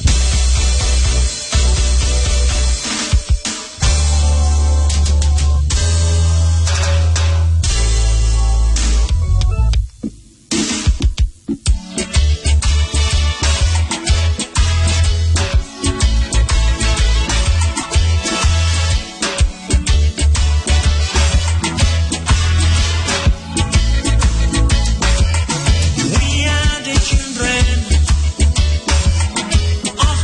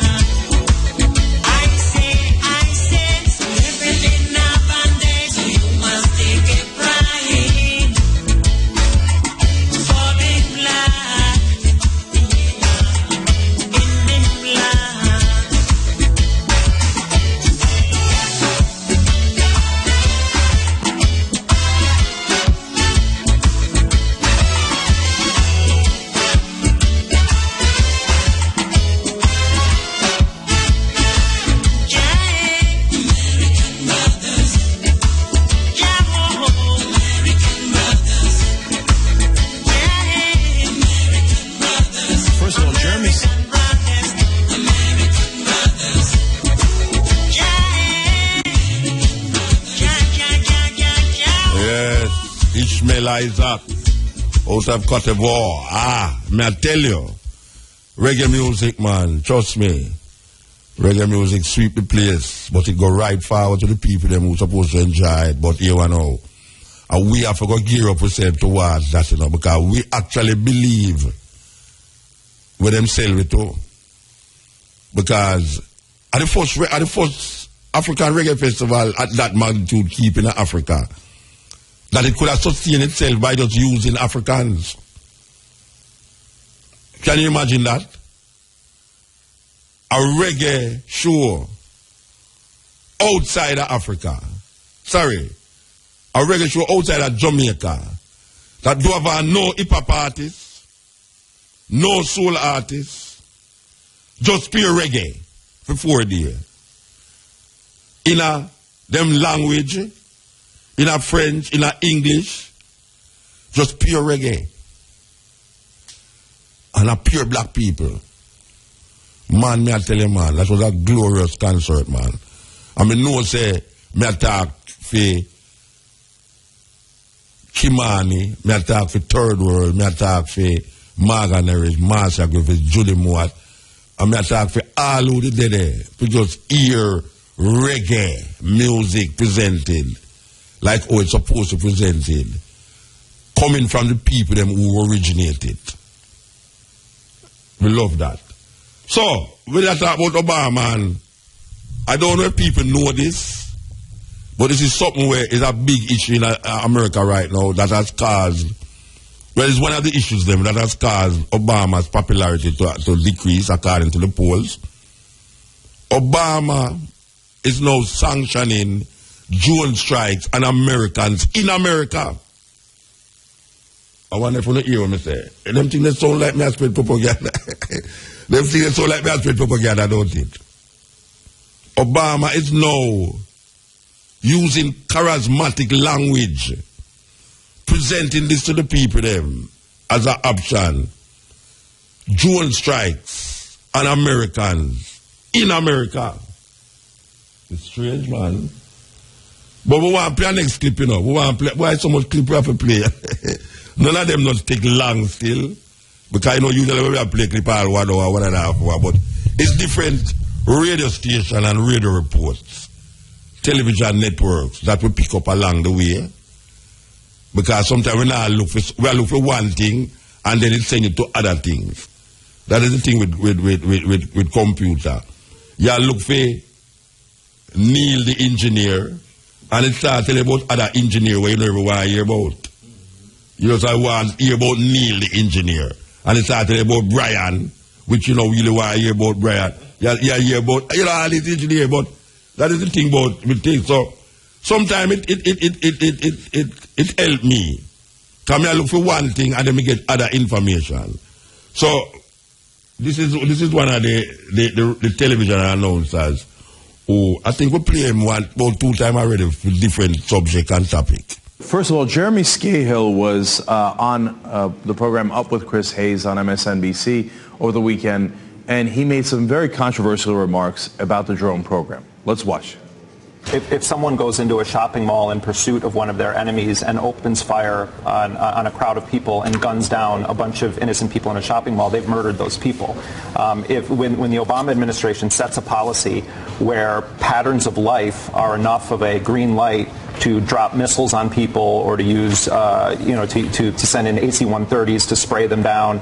But that wasn't the case here. You're talking about a targeted person here. No. That's not. But if you go to the village of Al-Majla in Yemen, where I was, and you see the unexploded cluster bombs, and you have the list and photographic evidence, as I do, of the women and children that represented the vast majority of the deaths in this first strike that Obama authorized on Yemen, those people were murdered by President Obama on his orders because there was believed to be someone from Al-Qaeda in that area. There's only one person that's been identified that had any connection to Al-Qaeda there. And 21 women and 14 children were killed in that strike. And the U.S. tried to cover it up and say it was a Yemeni strike. And we know from the WikiLeaks cables that David Petraeus conspired with the president of Yemen to lie to the world about who did that bombing. It's murder. It's mass murder. When you say we are going to bomb this area because we believe a terrorist is there and you know that women and children are in the area, area, the United States has an obligation to not bomb that area if they believe that women and children are there. I'm sorry, that's murder. Now, is it murder? Look, we've had so-called collateral damage throughout a lot of our wars, if not almost all of our wars, obviously. We killed civilians in World War II, whether it was the Hiroshima and Nagasaki bombings or the firebombing of Dresden, etc. So there's been a lot of civilian casualties, and some done completely on purpose. If cops did bomb a mall and they were going after a bad guy and they killed women and children in the process, would that be called murder? Well, is it a different standard if you're in the middle of a war? On the other hand, Jeremy could rightfully say, are we in the middle of a war? We're doing this in Yemen and Pakistan, where we have no declared war. And I'm not sure that, we'd have to see what a jury says on that mall bombing and what the circumstances of it are. So it is a very, very tough question as to what you call it. It is not tough in terms of whether you do it or not. If I was the president of the United States and they said, all right, no big deal, we're just going to kill 35 civilians, including women and children, and we're going to take out one al-Qaeda guy, I would say that is not an equation I'm in favor of. And I was hoping that we would have a progressive president who would agree with that. Apparently we do not. The bombings continue. So over the last 2 weeks, we've had 6 drone attacks in Pakistan alone. Over the weekend, 3 different ones. Now the Foreign Ministry of Pakistan is calling them, quote, illegal, which is a strong word, and saying it violates their sovereignty, which is almost certainly true. Obviously, it violates their sovereignty if they are not in favor of it. Some, of course, believe that they tacitly approve those. By calling things illegal in public, they are seeming to indicate that we no longer tacitly approve of these. Now, 4 missiles were fired at the village of Mana Ragzai in southern Waziristan over the weekend. 12 people killed. In the 3 bombings overall, 27 people killed. How many of those were actually terrorists, militants? It is entirely unclear. One thing that is clear is that we have targeted civilians, including what is known as a double tap, which is when there is a bombing, if people go to help first responders, you do a double tap and you kill those guys. Or you do a double tap at a funeral. When they go to bury the guy you killed with a drone strike, you do a drone strike on the funeral. This double tap is a term that was coined apparently to describe what Hamas did in some of their suicide bombings. So we'll get back to that in a second. So have we in fact done that, though, here in the United States? The answer seems to be a definitive yes. The Bureau of Investigative Journalism says that the CIA's drone campaign in Pakistan has killed dozens of civilians who had gone to help rescue victims or were attending funerals. New York Times further describes that same report, saying at least 50 civilians had been killed in follow-up strikes after they rushed to help those hit by drone-fired missile. And furthermore, says the Bureau counted more than 20 other civilians killed in strikes on funerals.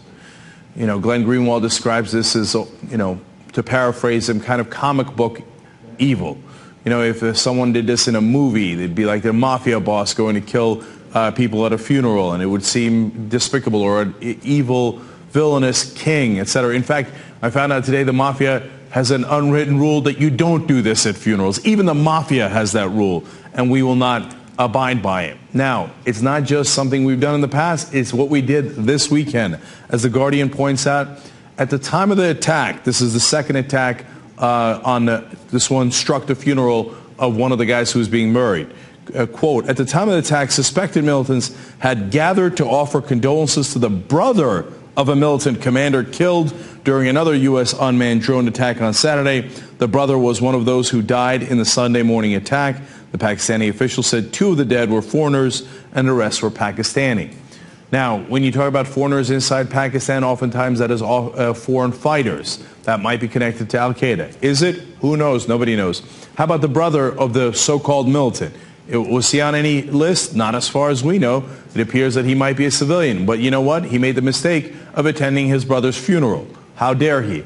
Who else among those 12 killed in that particular strike were civilians? No one knows. No one counts. In fact, the official position of the Obama government is if you are a military-aged male in a strike zone, you are assumed to be guilty. You're assumed to be a militant. By the way, military age just means if you're an adult male in a place we've decided to bomb, we assume you're guilty unless someone proves you innocent after you die. Okay, so that's how we count civilians. Now, is that problematic? Is that a huge problem, no matter what you call it, whether you call it murder or not? Absolutely. In fact, where do we get this? Well, we got this idea of the so-called double tap from other terrorists. The FBI described it this way. This is in a news story about the FBI warning about secondary explosive devices in Iraq. Quote, terrorists may use secondary explosive devices to kill and injure emergency personnel responding to an initial attack. The FBI again warned U.S. law enforcement agencies. Now, they're warning about this locally here in the U.S. They certainly warned about it in Iraq as well, because they saw that that was happening, some of the attacks in Iraq. In fact, they were right to warn about it here locally because it's happened before. The domestic terrorist Eric Rudolph did it in his 1998 bombing of a woman's clinic. He also did it at the Northside Family Planning Services in 1997. Over and over again, he would do what was called a double tap. First bomb, when police respond, first responders, rescuers respond, he explodes a larger second bomb. Now, they didn't just do it in Iraq. They didn't just do it here in the U.S. With Eric Rudolph, but Hamas apparently also did it. Now, this is what a 2007 Homeland Security report on terrorism says about Hamas. Quote, a favorite tactic of Hamas, the double tap, a device is set off, and when police and other first responders arrive, a second larger device is set off to inflict more casualties and spread panic. Now, when Hamas does it, we call it terrorism. When we do it, we said, hey, we just killed militants. Were they actual militants? No, we know we've killed civilians. The report explains. Killed civilians over and over again in these double taps. No, but we're not terrorists. We're not murderers, because we're the good guys, by definition. Now, what do you call it? Well, that's up to you. But what we're doing is absolutely clear. And it's something so heinous that we described it as terrorism before, something so heinous, the mafia won't even do it. REFM, thought-provoking, always smoking, lyrics like a bazooka. You are listening to Mutabaruka.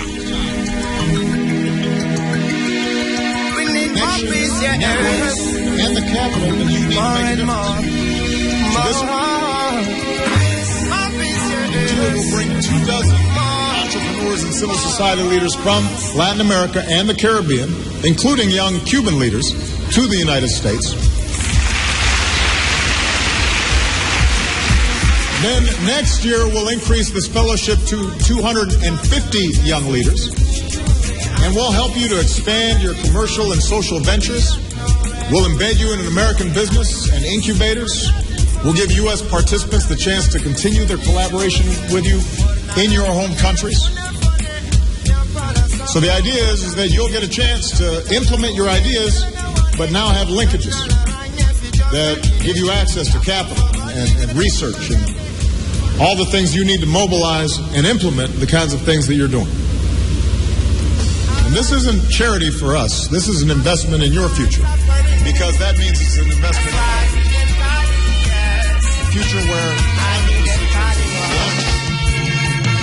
First of all, Jeremy Skehill was on the program with Chris Hayes on MSNBC.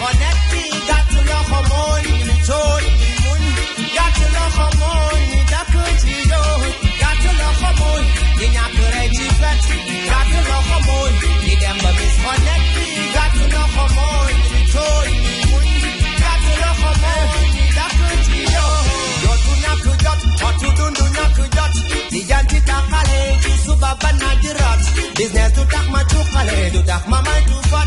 We now have no time to amon you got. Walking the man not too nice, knock around the spot. In your product, knock the man in your paper to cut. You know it's been a long time to put up a judge. Simply lente banya gumbali, my sunu yeah. Got to know how more, you not correct bet. Got to know how more, you them but miss for that. Got to know how more, you told you. Got to know how more. Got to know how more, you not correct bet. Got to know how more, you them but miss for that. Got to know how more, you told you. Got to know how more, that could you know your pattern, you know, good fale wool. Jabini at the people beside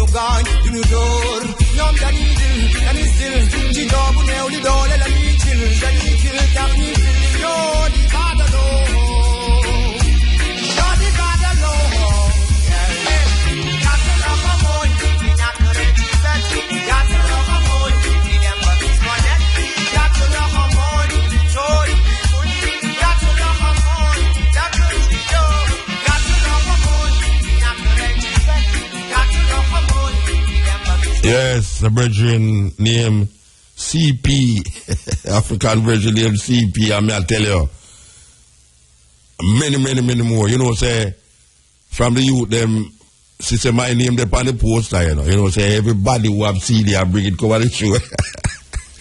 I'll tell you, sometimes I try to watch the show, I can't get to watch the show, you know, but just come up beside you.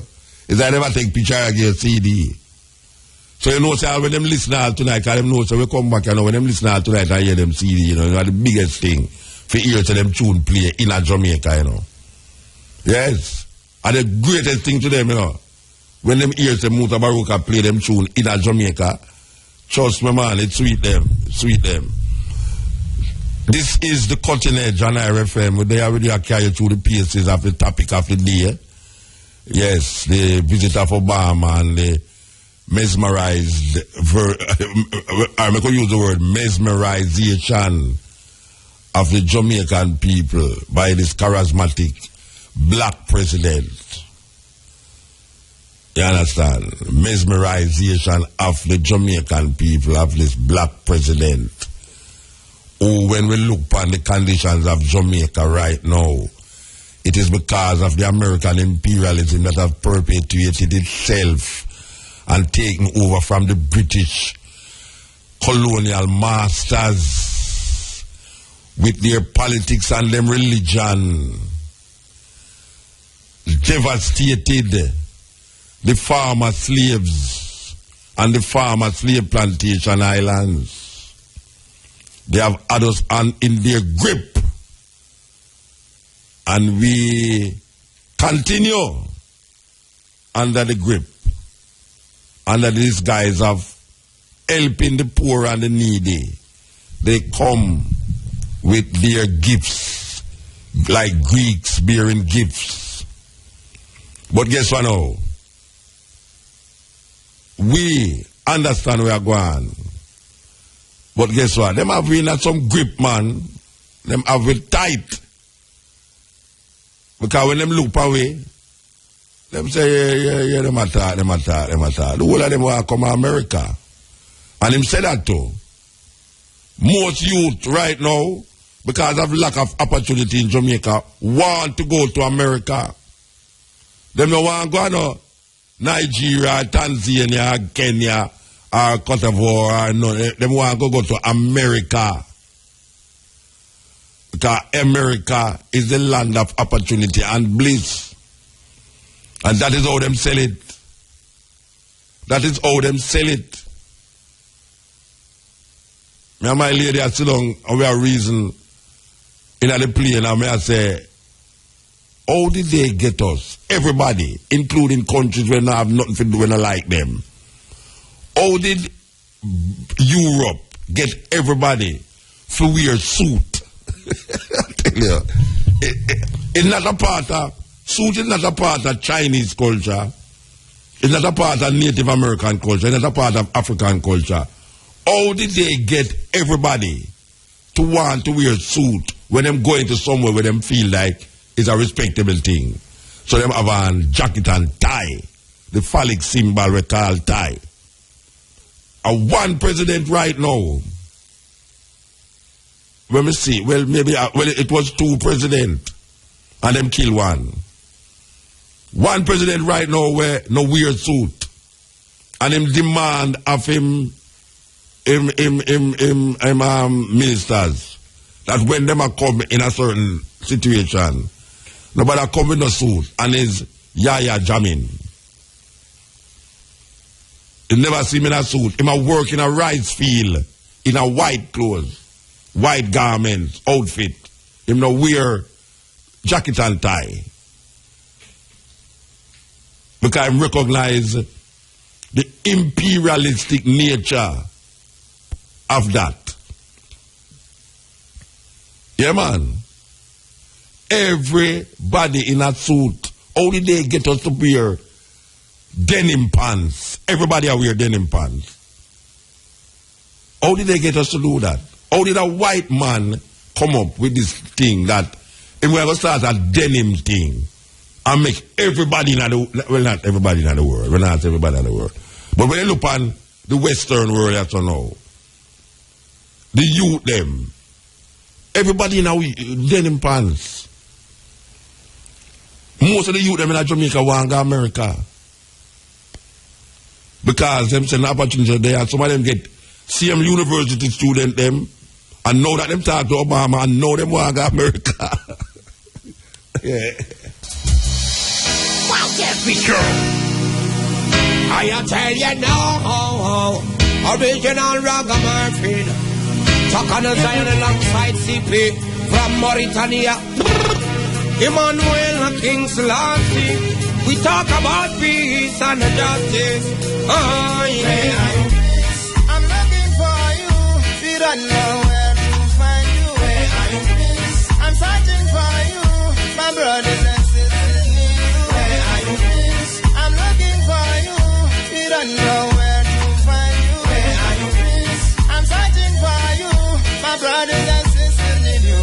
Hey, what nala fune fune nya pala sakla umaga fune la feta galune jagala gawane jok nala ranye bito fetine yak ma fobani diga diga fimbagene fanga amete do fajuge fone famutine gamani dundu ne ul fone ul where are you?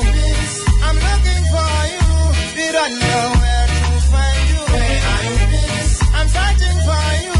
My brothers and sisters need you. Where are you? I'm looking for you. We don't know where to find you. Where are you? That's all we need.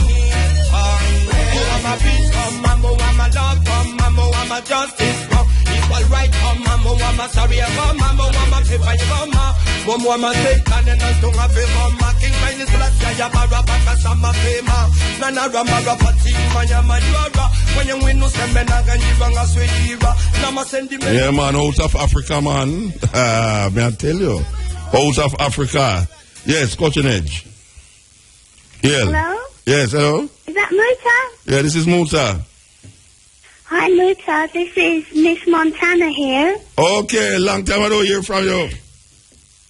How are you? I'm okay. Yeah, I just wanted to say, first of all, congratulations on your historic broadcast from the Ivory Coast. I think it was marvelous and it was a historic moment. Oh, you was listening. That is nice that you was listening. Yes. Yeah. Okay. I was listening to the program on the internet because I subscribe, so I'm not sure what direction your program is. Is it on politics, or can I ask a general question, or what? General. Anything goes. General. Okay. Well, okay. You mentioned a few weeks ago about the issue of sugar and the amount of sugar that's being consumed. Yes. Yeah, and you mentioned that you wanted the government to get involved in that. Can you elaborate on that? What do you want them to do? All right. You see, all right, in Jamaica, you could smoke cigarettes anywhere, anytime you want to. What the government did, which we have been advocating for years, is that they must stop this proliferation of cigarette smoking in public places. So the government has brought forth a law that says it is illegal to smoke cigarette in public places and also places where, public places.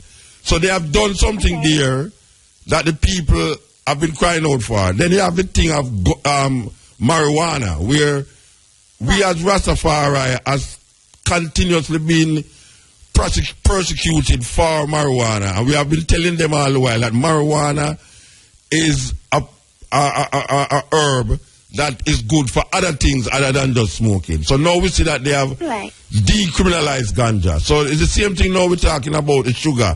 The intake of sugar in Jamaica is too much.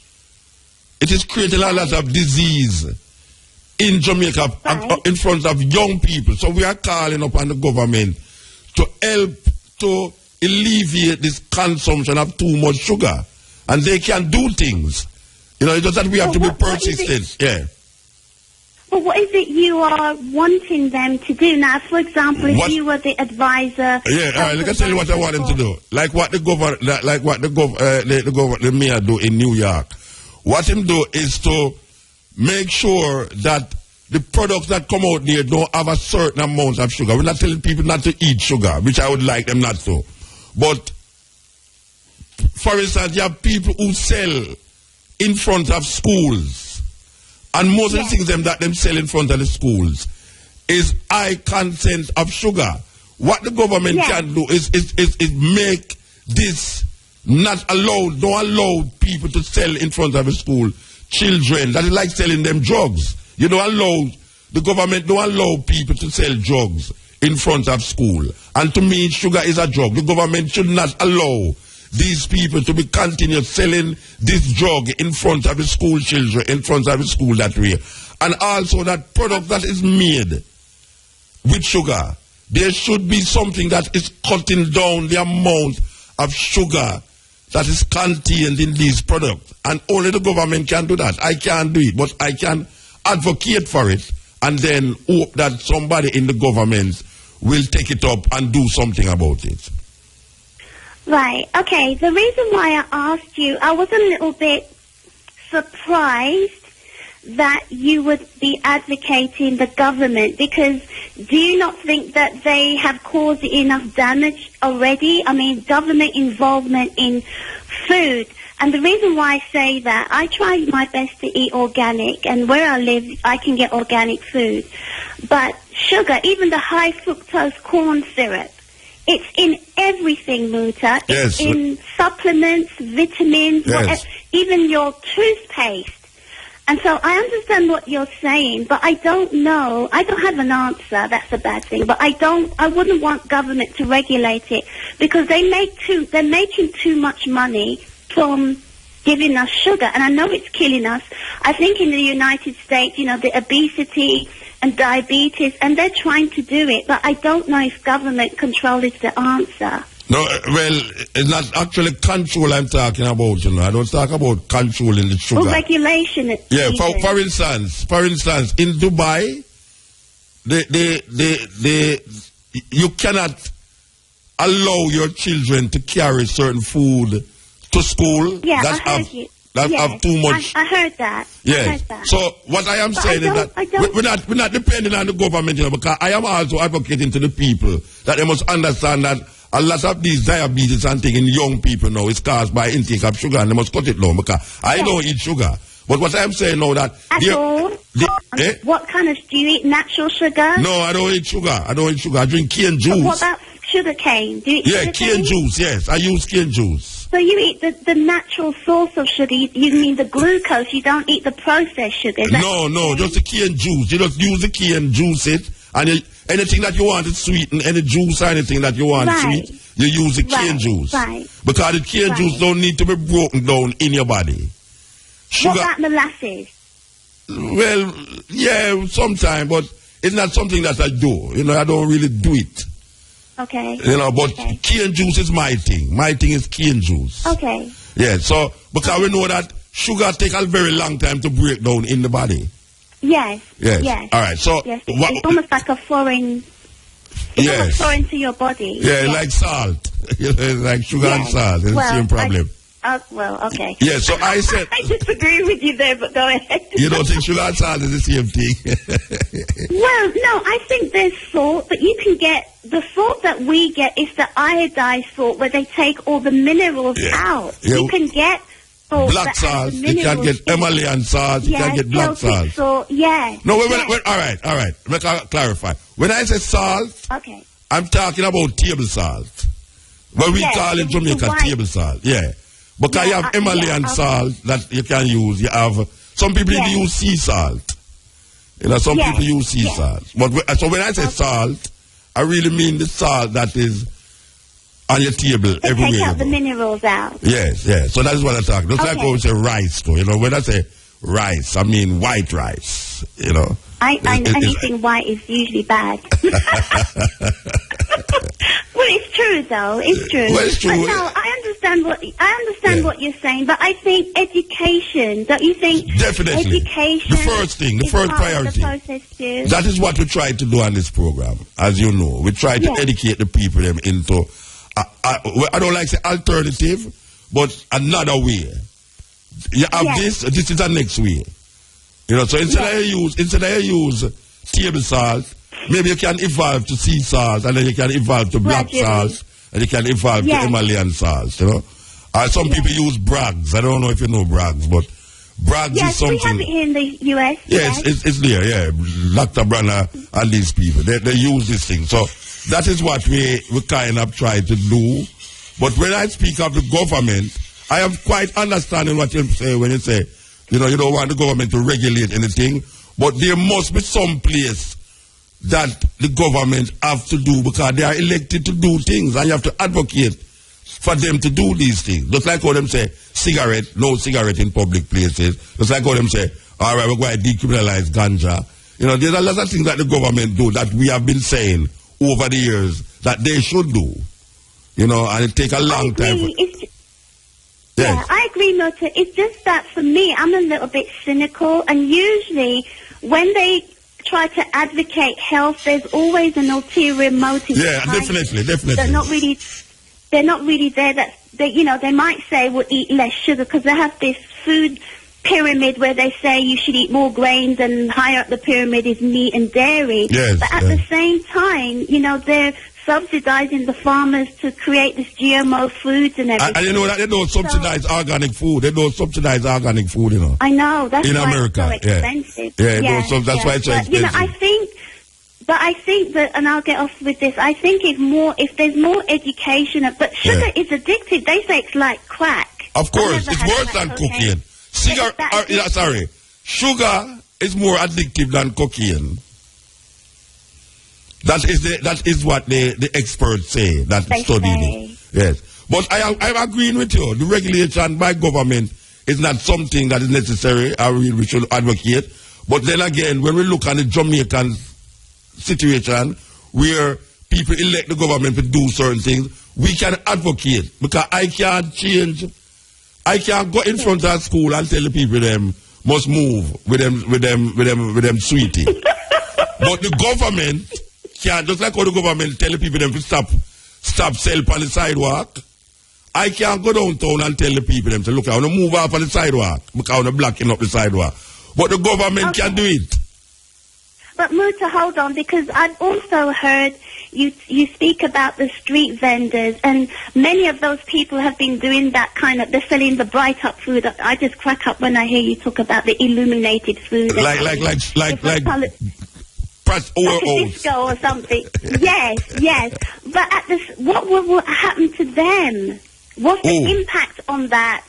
If the vendors that sell the bright up food, if we say don't sell it, you can't sell this. You sell wholesome food. You make a switch.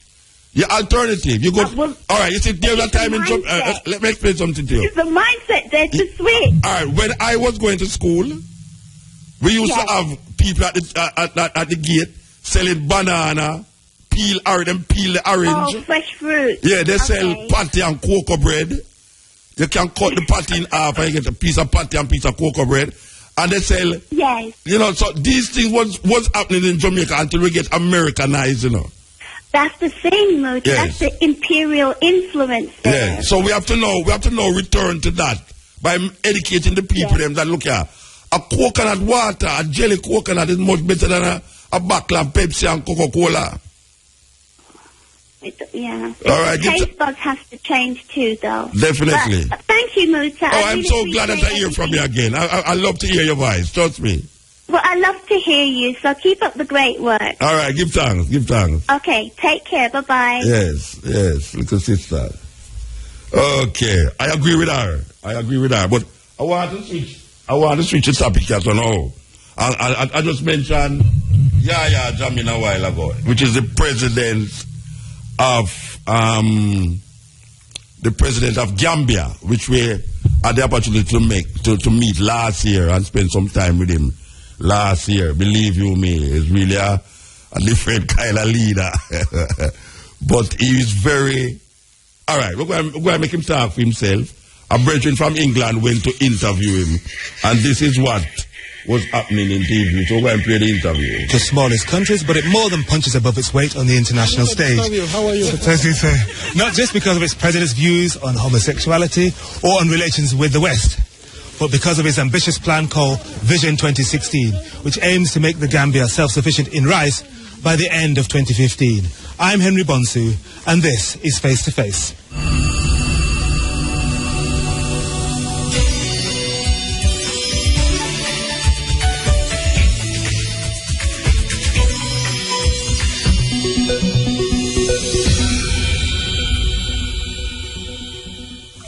Mr. President, thank you very much indeed for welcoming us to your country.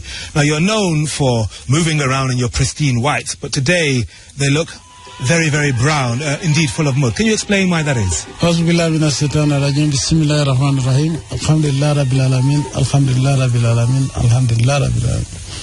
First of all, I want to welcome you to the Gambia. The reason why I've changed color is because I've been working on my fields. I believe leadership by example. We've been importing rice for a very long time, and despite the fact that we have so many hospitals and a lot of qualified doctors in the system, people are dying like flies. We have various strange diseases that can only be attributed to what we eat. So in order to address that issue, we have to grow what we eat and eat what we grow. But Mr. President, in order to scale up, it's going to involve a change of so many different things, not least culture, machinery, output. How on earth are you going to do that? Well, it is a very simple matter. All we need is just small machinery, and then, of course, the only time we need machinery would be harvesting, because you can see that if we didn't have the number of people that are here, we still will suffer post-harvest losses. But what is more important is the determination and the political will to do so. Now the people are ready to do so because they now know it's possible, and they've seen me as the president working there. Leadership, because if I talk and I didn't do anything, they say, oh, he's just sitting in the office and talking. So you're talking about leadership by example? Leadership by example. But to scale up from Gambia producing 15% of what it consumes in terms of rice to 100% by 2016, that's a fantastic ambition. How on earth can you manage to turn around the current situation in such a short time? Well, the fields you've seen so far, this is just less than 25% of the fields that have cultivated from May this year up to now. And so what we have produced now this year is about 10% of the import. Most of the imported rice in this country, 60% of that is re-exported.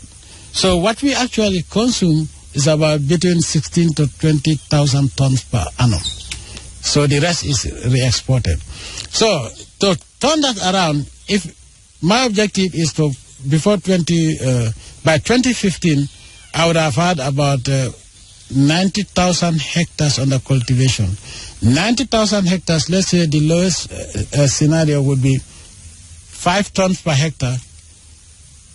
That is more than what we need to feed this country. So we are going to, by the grace of the Almighty Allah, by 2016, I'm not allowing 1 grain of rice to be imported to this country. And I mean it, and I'm going to achieve that. Driving over here from Banjul, I saw plenty of land, green fields, arable land, but it didn't appear that much activity was going on that land. That alarming. Mr. President, what's going on in those fields? Because they have already finished the harvesting of granules. Now, the only fields you go to and find activity going on would be millet and coos farms, and of course rice fields. But they have harvested. If you've looked at it, you have seen that they're stacking their granules for threshing in order to winnow and sell. So there's a lot of activity going on. Also, these farmers, they don't farm all the fields every year. They leave some fields to fallow, and also other fields are left for cattle grazing and other ruminants. So don't judge by the lack of activity that we've seen in certain areas, because now, okay, another thing also, my agriculture is based on organic. We don't allow chemical fertilizers here. And no GMO, genetically modified organisms? No, we are not going to do that because it's more hazardous. It's taking poison.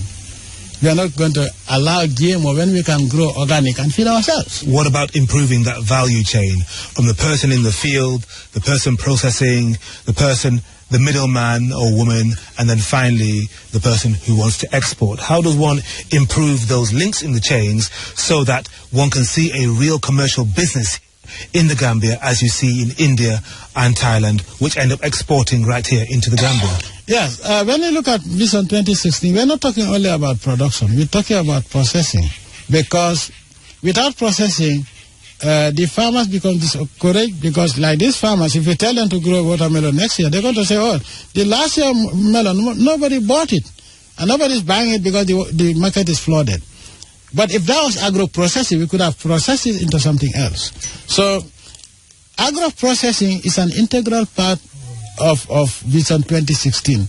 We don't want to export rice, raw rice or whatever, unprocessed rice.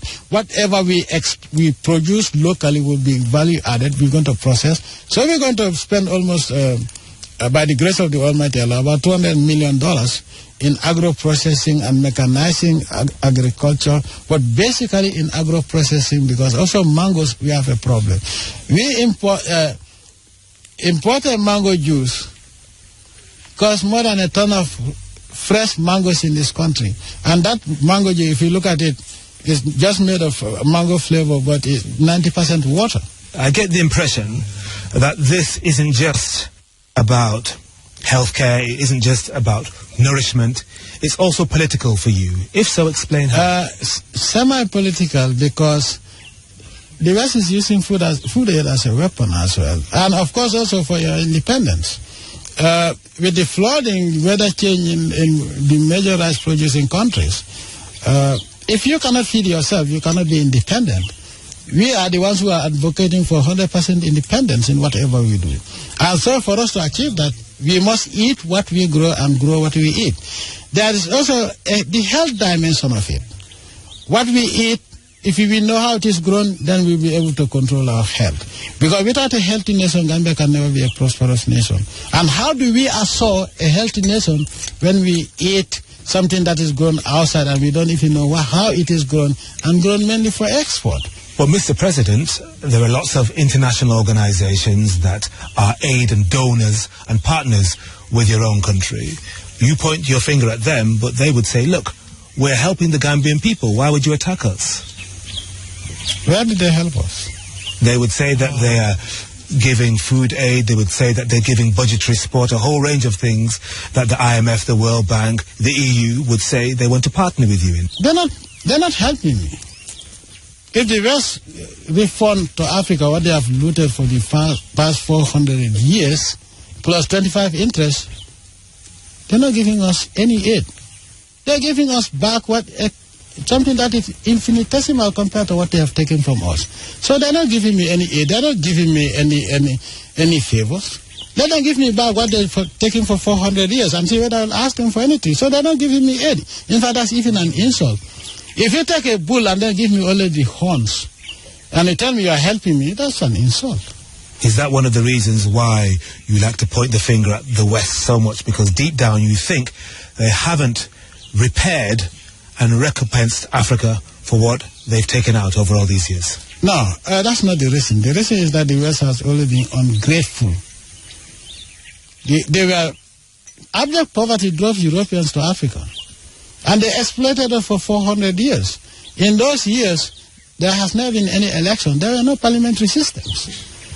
After 400 years of looting Africa, they turn around. Some of us have to take up arms and kick them out. Now they come around and give us lectures about democracy and human rights. When in their own countries, there's no democracy. Where's the democracy for blacks in UK or blacks anywhere in Europe? Now, the so-called skinheads, or neo-Nazi or the far right, if they were in Africa or in the Gulf State, they would be called terrorist organizations. And why are they not being called terrorist organizations and be dealt with? And they espouse the same hatred that extremists also espouse towards humanity. They're all both, be it Islam, those who call themselves Islamic extremists or those neo-Nazis and skinheads. They're all anti-human. They hate humanity. So why are those in the third world called terrorists and being bombed, and those in the West, the KKK in the United States of America, are called far-right and white supremacists? Supremacy against who? So I'm not anti-West, I'm anti their hypocrisy and their racism. Your critics and critics of today's African leaders would say that most countries now have reached their Golden Jubilee.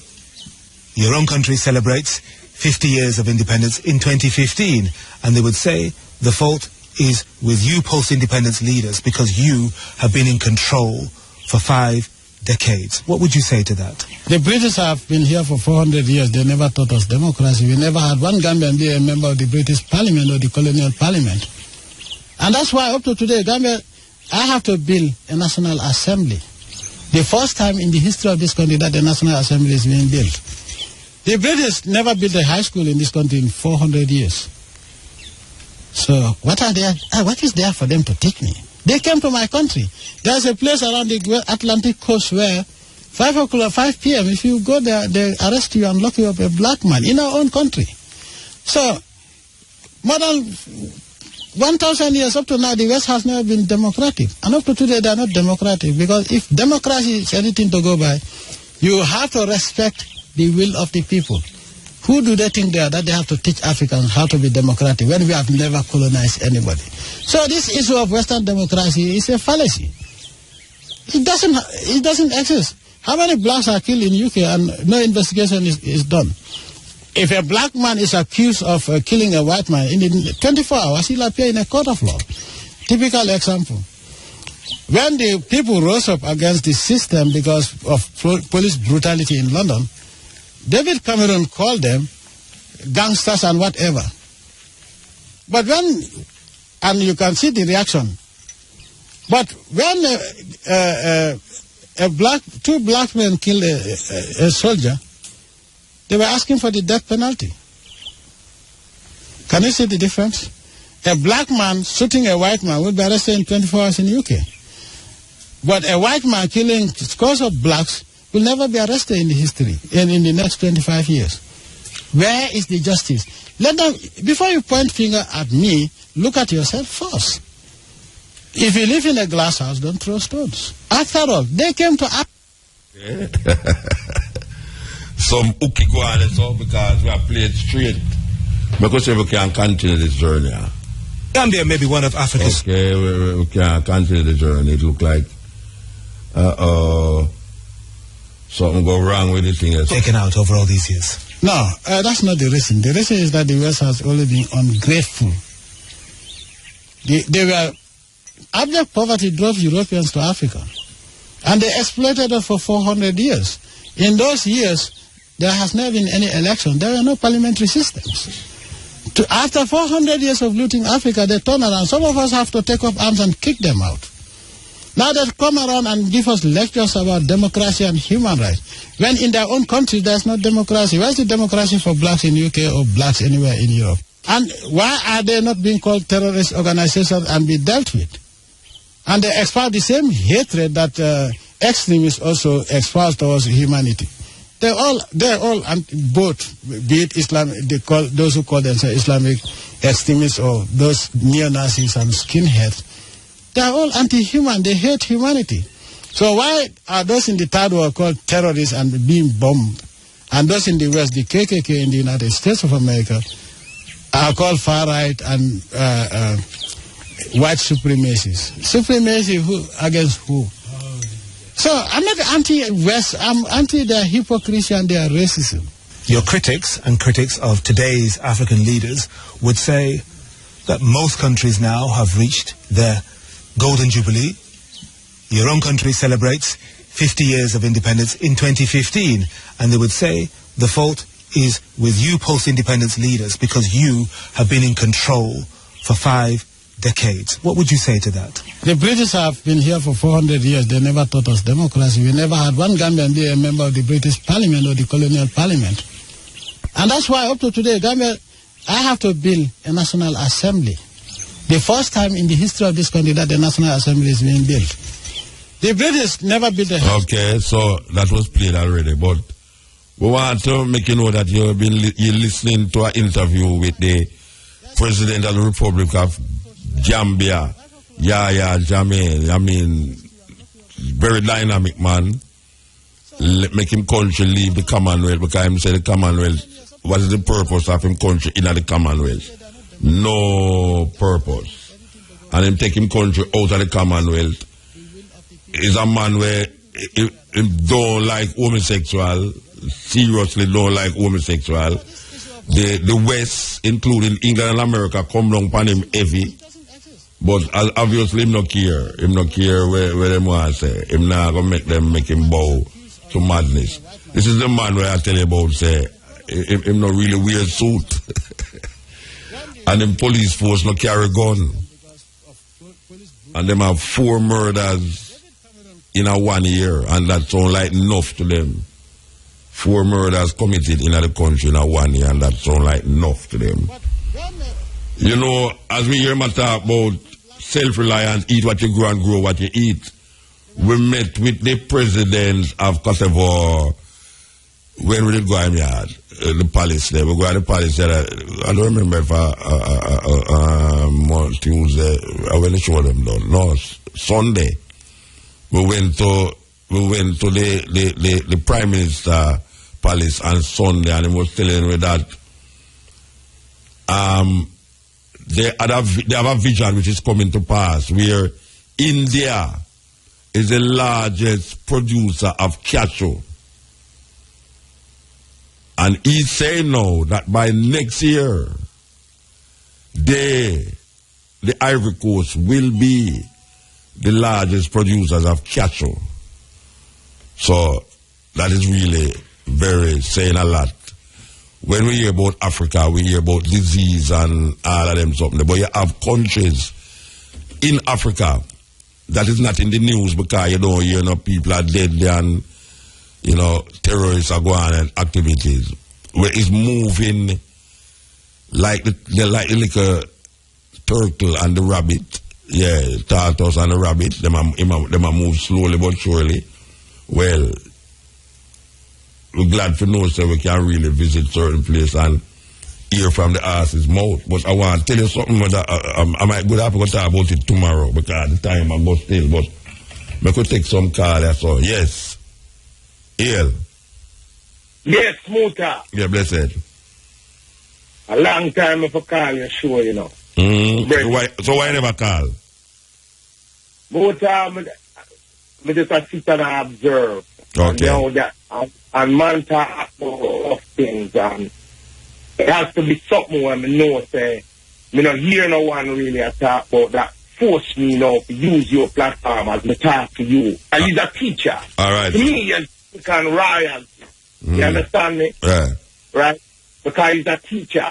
I mean, let me just tell you briefly, because this is not called, it's not really about me, but it's connected to my experience. It's that I was born in the United Kingdom and I came to Jamaica in 1971 as a little boy. I did all my schooling in Jamaica and I leave 11 years later. But there was something in the 1970s that was imparted to me that told me that because my people were from the Caribbean and we were in the eyes of European ex-slaves, didn't mean that we were inferior, because we have to give people permission to make us inferior, and I would never give that. So, Muta, I land back as a mid-teen age. In the mid-teens, I go back to England, I study, I go to university, and so on and so forth. I know I travel at the Great North America, I know I'm in Canada, so I'm actually phoning from Canada. And the thing that concerns me, I may fundamentally focus this upon the Jamaican family. The Jamaican family and the Jamaican diaspora is divided. And it's divided in a way which basically it seems, I heard this in Jamaica when I was growing up, that the only legitimate Jamaicans are the ones that drop out on the rock. Not the ones that drop out of Jamaica, Now, we all drop out of Jamaica. We're talking about drop out on the rock. We see the divisions me here in England. We see it in a United States where children born of Jamaican parentage refuse to call themselves Jamaicans, because them say Jamaicans belittle them. In Hamilton, Ontario, which is just like 70 kilometers south of Toronto, I walked into a Caribbean restaurant and I got the full thing thrown at me. Virgin, you have to come to the point, though. What if other people are listening, try call? You have to come to the point. the point is, Muta, we cannot keep dividing amongst ourselves by those who are born in Jamaica and those who are born abroad. Because we're equally the same. And if we cannot recognize the offspring of our own people who are born outside Jamaica, we have a problem. Because it is the diaspora that can save us among the mid, and you talked about it, because he's very Afrocentric. We have to move now, though. We have to move now. I'll get a long time to talk. You get a long time. We have to move. Yeah? Yes, we understand that, Muta. Yeah, give thanks. Yes. Step in, Razor, is 2 o'clock tomorrow. That's tomorrow. 2 o'clock, little more to 5:45. The Step in Razor, the art of war. So, you know, say, we'll be back here again. Yes. Cousin Edge. Muta. Yes. Bless up. How is it? You know, we want to discuss a point with you about, you know, saying some problem with the government. You see Japan right now in the backside thing. Them say about $600 million them spend on some plant business up there. In case them say them no make back no money yet to pay off Japan, much less to pay themselves. Come back with the road thing, you know, China there, a bill of road said we for the next 50 years. Nobody at Jamaica now get no benefit out of Wagwan and so neither. Come back in. Hold on. They might get benefit from the road. By having a road we can drive on. They might get benefit from that. Yes, but for 50 years, Muta, 50 years, you know, all of them, the government we are running, that the business are now dead and gone, you know, and gone. Yeah. So, right now, when them are deal with business for the country, Muta, them to make sure, say, people have better benefit than Wagwan, you know. Business is the way Jamaicans are inherit. Yeah. Said time the China inherit. Said time who live here inherit. You understand what I'm saying? Yeah, man, I understand what you're saying. People them now inherit Muta. Yeah. Wagwan when them do them transaction. Yeah. Them only put the country and themselves in a bankruptcy. Come back, IMS thing and no Muta. The amount of money where Jamaica who IMS bill can build hotel in. I say can build hotel. Yeah, man, many hotel, man, and a little bit of money in country who own a motor. So, there's any little problem that will happen in our government institution, and all, like with the school, them and the hospital, and so, you know, who are going to give them money motor when you have nobody to turn to? Have nobody to turn to get no loan and no. Well, you have to go start talking to you, them seriously about these things where you talk to me about. No, but me I show them points of the school, them doors are closed. Many things are happening in Jamaica. Yeah, but me I tell you, say, you have to start talking to your youth, them. See me like when you talk to me. But are you a foundation, you know? Who are the owner you talk to? I am Andrea Foundation. So why? So you don't want to talk to your youth, them? Me no say me no want to talk to them. They know you go around the thing. Me I tell you, if you talk to you, them I have to put on me and Andrea. But if me talk to them more, to them would have said me is a crazy man. So wait there. You are talk to your children, them and them feel say you're crazy. That them will feel yes because. Well, maybe you're crazy for you then, because me could not talk to my people, them and them feel say me crazy. All my grandparents them say me now walk with no shoes. Wait there, hold on there. My grandchildren, them, see me now walk with no shoes and them born. And they don't look at me as crazy. But me I tell you, me not have no youth. You don't have no youth? Me not have no youth. You don't have no youth in your area, nowhere at all. You don't know no little picnic at all.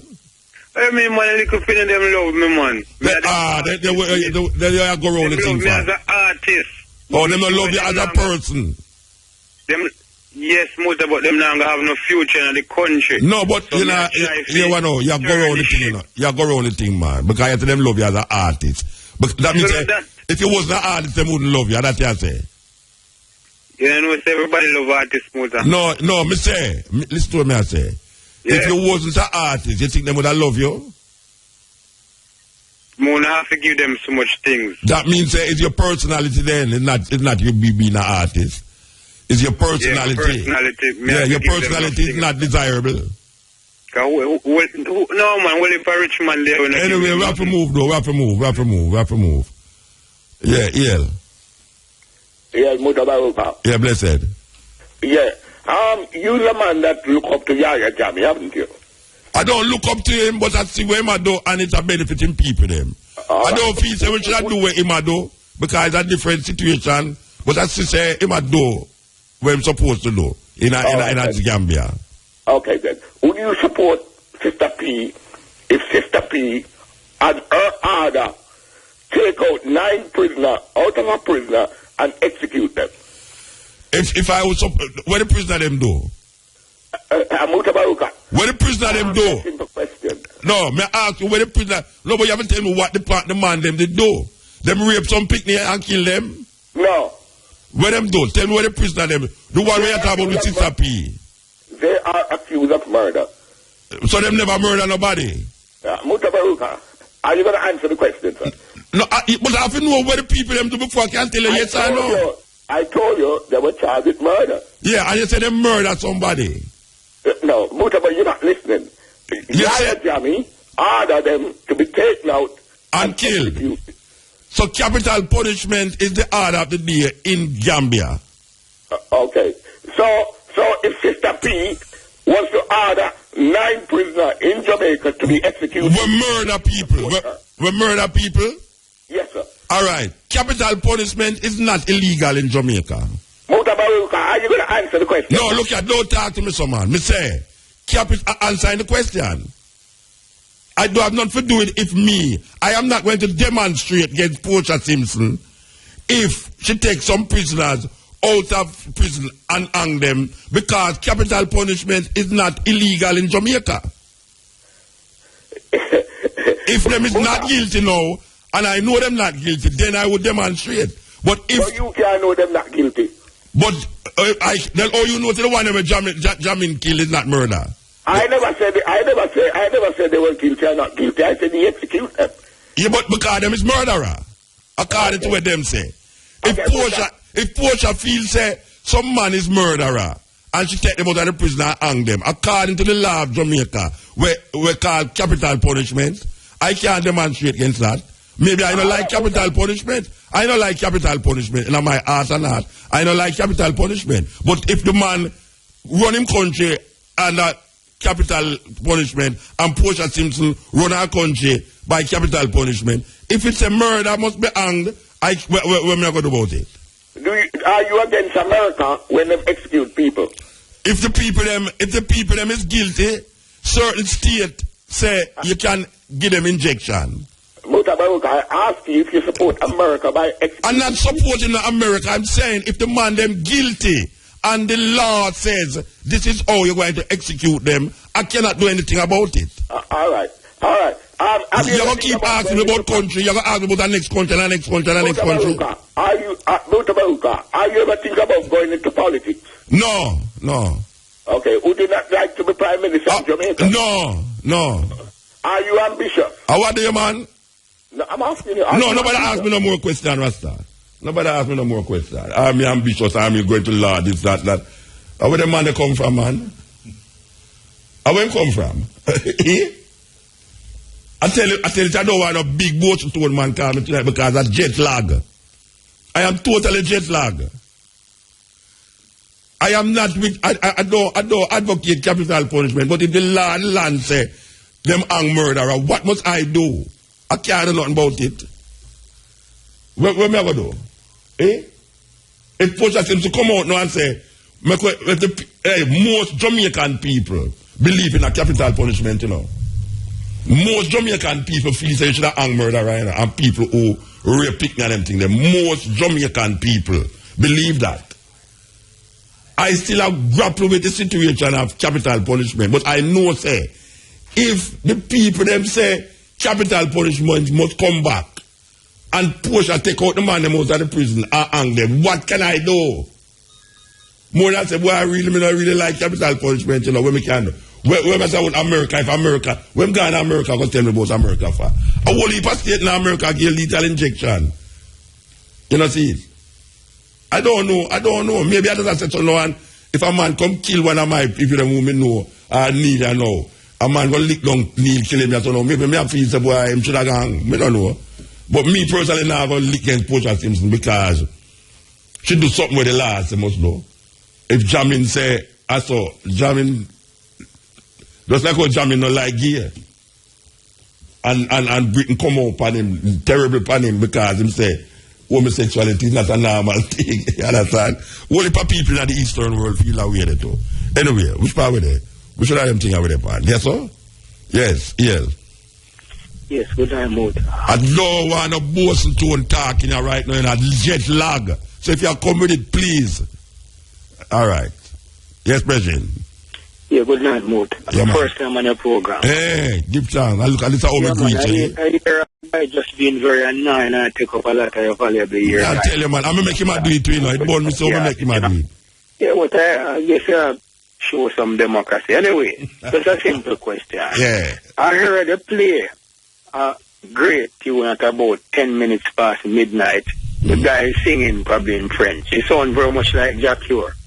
I like the title of that song and the artist. No, I know Jack Ure, man. No, I know. It sounds like him. I know it's an African artist. All right.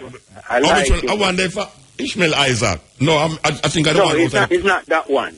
It's not Ishmael Isaac. The one named CP. And them were doing some DJing. CP name. Spell it. CP as in CEE. CEE. PEE. PEE. Yeah, CP. Okay, what is the title of that song? I will try to remember that again. It named Peace. Okay, and which country come from? Ivory Coast? Yeah. It's bring come CD come give me. Bring the CD come give me, yeah. Yeah, man, it's a perform on the show too. Yeah, man, respect, man. I like how Miss Montana sound, you know. I tell you. And a big man, you know. You know, that big man. Yeah, man, she lovely, man. Yeah. I know the first she called, you know. Yeah. She said she don't left it. She don't left the program, I believe she's a Caucasian person? No, you know. Yeah? She mix, but she no. No. She not white? No. She sound white. I don't know. You sound when you sound white, believe you me. Right. I hear some white people. I listen to a daughter. I play some music on the stage of Africa there. Yeah. And if you're there on the back of the stage and see, you think it's a Jamaican. And it's an Italian woman. Yeah. I was listening to the program from Zion FM the other day, and boy, it sounded crystal clear. I almost believe I had to hear. Because more time when programmer come transmit from foreign, they get a little hollow sound, and definitely know it's like a phone thing, but it's perfect still, you know. The man them says up the pro, and Zion FM pure reggae them play, pure reggae. Yeah, man, I listen to your program from long time, from it just start from a young man, and reach up in my 40s, I know. So give chance, Virgin. Yeah, my respect. I'm going to start call it some more. I never know someone that get you, but I'm glad to see. So I'm going to start call it and get my topic them together. All right, sir. Get my credit together, you know. Yeah, man, give thanks. Yes. EL. Well, go on, that's why I'm gone. All right. Next one. EL. Yeah, blessed. Yeah, man, man. What's your voice? So it's already started. No, man, it started. Yeah, man, it's already started, man. No, man. Yeah, man, like you talk to a toilet bowl or something. No, man. Some other, why, when I can't talk to you about still, I think we're going on in South Africa there. Ah, you sound better now. Yeah, when them told on the statue? No, man, not South Africa, man. Which one I think then? The xenophobia thing or... Which one I think? The xenophobia. Yes, the Zambian. You know, say it did terribly about 4 years ago. It did worse. What? What are the black people? Xenophobia, them call it. Well, whatever they want to call it. No, you know what name xenophobia? What? We're not even sure, you know. No, wait, no, man. It's either you know when name xenophobia, you don't know when name xenophobia. Aye. You know when name xenophobia? No, sir. All right, xenophobia is a fear that a foreigner will come in your country and take away your job where you should have get. So how come they attack me only them black people alone? Because pure black people, the Zambian, the Zimbabwe, the people them from Zimbabwe and Botswana and them area there, the amongst them said we. So when them look at them say Zimbabwe people come and have job with them should I get, them kind of get this paranoia and start a war. But what we have seen now is that we have whole heap of whites and whole heap of Indian and other people there. And yeah, but the whites, them not amongst them, you know. You want to black people not kill white people, you know. Black people kill black people. That may I see now. Because in Jamaica, you know, in Jamaica, who are dead? I don't know, man. I don't know. Who are kill them? Who are kill we just are dead? No, we said we. Yes, man, NCM people. Well, that's a go on in South Africa, yeah. But South Africa, them should look funny better than that. Why? How they do them well. They're not the same black people, them, man. Or you mean the Jamaican people? No, should I look on them brother and say, Steve Valley Garden and Denham Town are the same people, them? Yeah, man. So all we come out and see them struggle and yeah, man. See them hardship. Yeah, man. I tell you, man, I saw the system set up. I saw the system set up. Yes, man. I say, man, and the African them look funny and unite and see. You see? It's terrible, Bridget. It's terrible. It's terrible. Terrible, man. Terrible, man. Look at all the Boko Haram man, them. Yes, man. Terrible. That's why we can't understand religion, you know. Wait, no, try to understand it, Bridget. It will confuse you. That me I try come I will pay years me in a church and I still can't understand it. Yeah. All right, we have to move, we have to move. Advertisement, I got catch you. Yes, man. All right. Thank you, sir. Yeah, man, big up. Yes, Cutting Edge, RFM, as we said before, we'll be back soon from 2 o'clock to 5:45 with the Stepping Razor, the art of war. We'll just go through the pieces. You know, just touch some topics where we feel relevant for this time, yeah, and open up your mind to things, lots of things were going outside of Jamaica, especially with this drone strike thing, and also you just even play a clip of the president of Gambia a while ago about eat what you grow and grow what you eat, and him say that Gambia will be 100% sufficient in the rice production for him country by next year. Him have a 2016 vision. I think we have a 2030 vision. Him have a 2016 vision. And also we sat with the Prime Minister of Cote d'Ivoire, Ivory Coast, and him say that his country is heading for the #1 producer of cashew.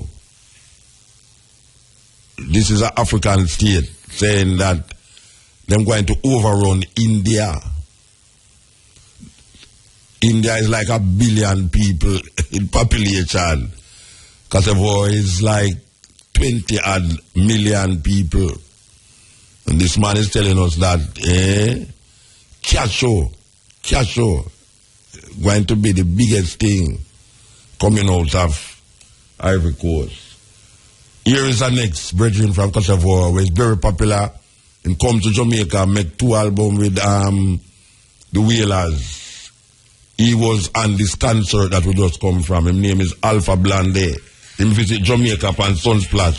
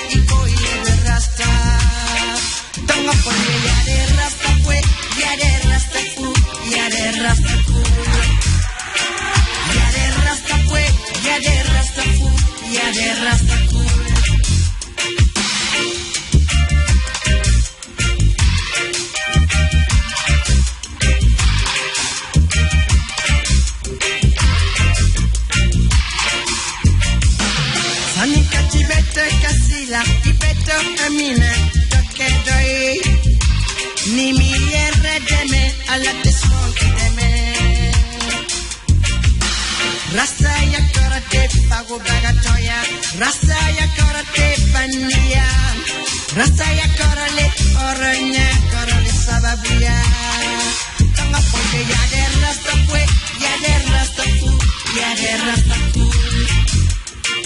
Ya de rasta fue, ya de rasta fue, ya de rasta fue. Ya de rasta fue, rasta fue, rasta fue. Ya de rasta fue, ya de rasta fue, ya de rasta fue.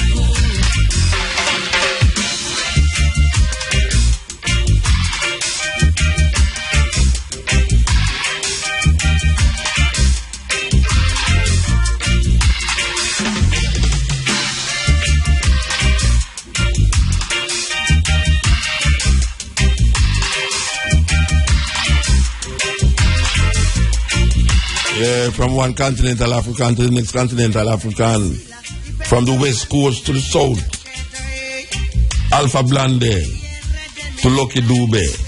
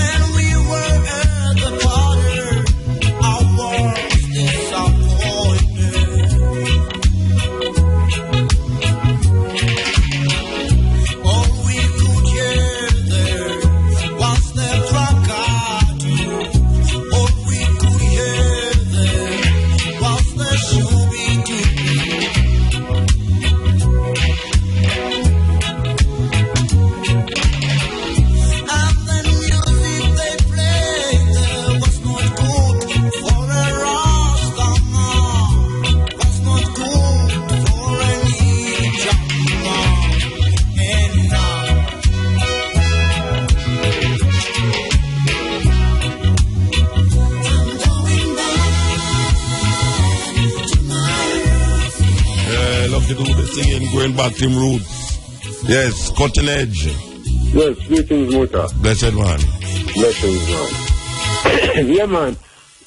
We, Al-Shabaab and Boko Haram, you know, the thing say, the Jamaican army, along with those of the Caribbean, should work along with the African Union to deal with that situation there. So what to the African army them?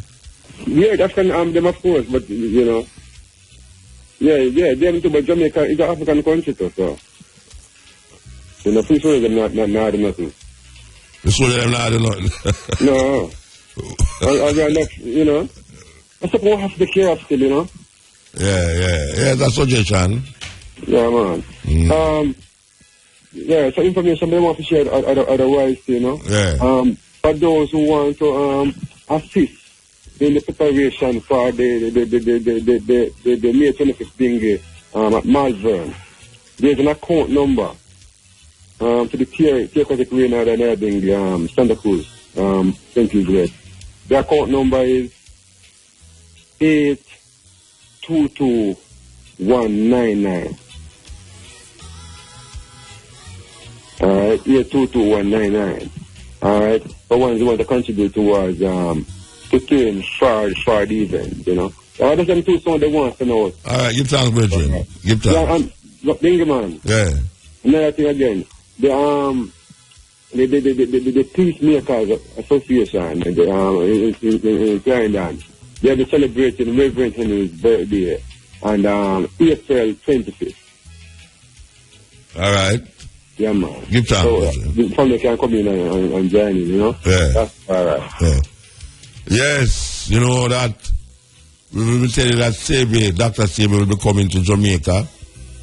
Yes, in July. We are told that Dr. Sabi will be in Ocherios in July. We want to remember that. We will give you further information as we go on, but at this moment in time, we think that is in Ocherios. I'm going to give some talks in Ocherios. That is Dr. Sebi. You know, so Dr. Sebi a big thing when it come on to the food and the value of food. Yes. Cutting edge. Yeah. Muta. Yeah, blessed man. Greetings, Muta. Highly. And the whole chronic thing. I hear that you have some people on social media saying things about Marcus Garvey, like Marcus Garvey is probably Jamaica's first scammer and them thing there. Oh, that them I say?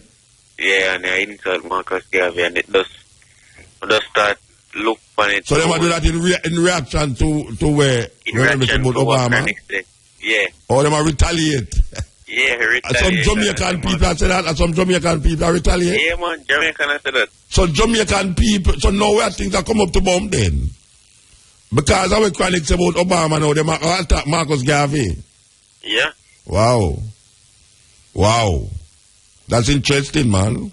And it's like say the field slave them not even know say them is slave, and the old slave them not even know say slave. That means them blissful in them ignorance too, and them love it. So that means them love Obama more than Marcus Garvey. Yeah. And Marcus Garvey did not defend black people, and Obama now defend black people. The situation of black people worse in America from Obama coming. What's that thing? So where's them I say? Where's them I say about Marcus Garvey? Let me hear them I say about Marcus Garvey. Well, you know, they're on Facebook, you know, but where people are say Marcus Carrick say chat foolishness, so him for this Obama say Marcus Garvey are probably Jamaica's first scammer. That's why it's good to them. I bet you say some university youth I say that. Most likely. Yeah, man, I bet you say some university youth I said. Say Marcus Garvey are the first scammer. Yeah. Okay. And him scam, who scam? They hear most that's a new one to me, I know, because I've heard chronics about Obama. You have man now, we're going to attack Marcus Garvey. Wow. And, you know, say, the funny thing about this Obama thing to black people, them same people who say them don't see color when them hear about Obama coming, them jump up like some idiots. Yeah, say the black president are come. Yeah, and them not see color. The next thing is that all Obama has done for black people is just to be black, you know. Yeah. He haven't done anything really extraordinary. For black people, of course not. There's nothing that him can possibly do for black people because him there in the white man system. Yeah. Yes, Bridget. All Obama needs to do is just be black. And black people satisfied. Yeah. That does show you how the mental slavery goes. Mental slavery, yeah, man. Anyway, yeah, man. Give thanks, Bridget. Give thanks. Look, Mota, you have a tribute to Lucky Dube, that poem there. My favorite one, that poem there. Man. Oh, Lucky name, yeah. You want to hear it? Yeah, man. All right, give thanks. Yes. That's a good. I love it. Love it. Man, I attack Marcus Garvey, I know, because... So wait, you know, all them tape, I want me just play with the American, them attack Obama now. I mean, all that have to work out now. Because I have dozens of them tape there from Americans who attack. I'm not talking about high-up Americans. Not, you know, we're talking about Americans where people know them, professors and things where, I mean, really. Yes. Yeah. Cutting. Chef, Alabama. Yeah, man. Yeah, you fouled back that on the rock, that's a safe. Yeah, man, I hear some of them, man. That's why you talk to me. He say you're still over there, so. No, man, that's why you talk to me. You will not talk to me if you don't want to still. No, there's internet and technology, man. Yeah. Well, you know what I mean? It's omnipresent. Last week I was omnipresent, man. Yeah. I tell you, man. So if the president come on there and the people them feel happy and the people them feel good, but what me I say is I think it more boost them self-esteem than it do anything else. Cause you have to watch now and see if nothing set up. So tell me what self-esteem it boost. Tell me what is the self-esteem now? No, well, when a man look upon it and say, boy, a black man dead, so you know, that means a me can dead, so like especially our youth and youth for society kind of. Them can turn, which youth in Jamaica can turn the president of America? Well, them well, maybe them not say, them not literal things say, boy, me can, but it boosts them, to give them a push, you know, to move towards certain things, you know? You know, see it. Because I just say to see a black man there, so. So look how much black people have in Jamaica we can boost. Or when I look upon them people there. I that me I say, because even when Chronic say, and thing and man, I say, boy, I'm say that. But if I the Bush, or one of them other president, the people don't see it offensive. But through them, it black and he must see him as one of we, you know? Which really are not truly, so it goes still. But, because when me hear the people them talk, you know what's funny to me? And when them say, yes, visa go free up, you know. And I laugh. Them say long, yeah? When them do, you know, when them do the vibe. Then look how long we did. Watch out, when them did win at that, we did it too, you know? Yeah, but the man understand, say, the visa and president and nothing to do with nothing, because it's a constitution and legislation set that. But him have to oversee, but in per se, I say, give the man their visa, give that, you understand? So, but most people would have say, yeah, everything free up now, you see president there. No, but who has said that? Who has said that? Who has said that? When them do the opinion poll, man, and like on the road, and talk to the people, and so what you think about the president being here? And that be every man, I say, visa go free up now. And, you know, you know, see, but two years I look for something, too, you know, we have to look for something. Yeah, we have to look for something, man. Beggars, I mean, it's terrible, it's terrible. It's terrible, believe you me. And we are going to go on the way, because we're confident in picture of good over evil. We're not stop the way we are, though. Always. Yeah, man. Give thanks, Bridget. Yeah, man. Give thanks. Yes. Yeah. Sir. You know, we want to read the article. We spoil the argument, then we are go around the place. The topic here is Obama rejects plea for Marcus Garvey's pardon. That is the topic of this article. This is from 2011, and then it's updated, 2011. So you know that a petition was sent to Obama, this and that. And I remember this thing when Obama talked about it and say, it gone too long. Because you know it's about 90 years now. It gone since them arrest Marcus Garvey in Atlanta. I think it's Atlanta. And really and truly, him say it was too expensive and it gone too long a time ago. So I don't know when would I say no, because that was then. You know, given that him soon left office, maybe he might decide, say, yeah, you know, so we'll rethink this thing, yeah. So we don't know. Just like, our Prime Minister talk about other things, and, you know, when them things them are going to lose, them start to boost up the thing and make you feel good. Anyway, cutting edge. Yeah. Hello? Yes. Yeah, welcome, my boss. Yeah, me there, man, me there. Yeah, I know, Muta. I like your program, man. I not lie. First time calling, sir. Where you call from? Doing it, Park. All right, sir. Bless up, my boss, man. You know, me used to ever tune into your program, my boss. Yeah. See it. I be them call Gully, you know. So, are you them Gully? Yeah, man. So, welcome, my boss. So where you there? You know, you say you got in England? Nah, man. That's Gully there, boss, man. Ajaib, man. Yeah, man. I don't know. I want to tune into one of the Sunday night down at town, you know. Then, wait, nobody talk about that. You hear me I say now? You can change your name there now. Doing it, Park? No, you can change your name Gully.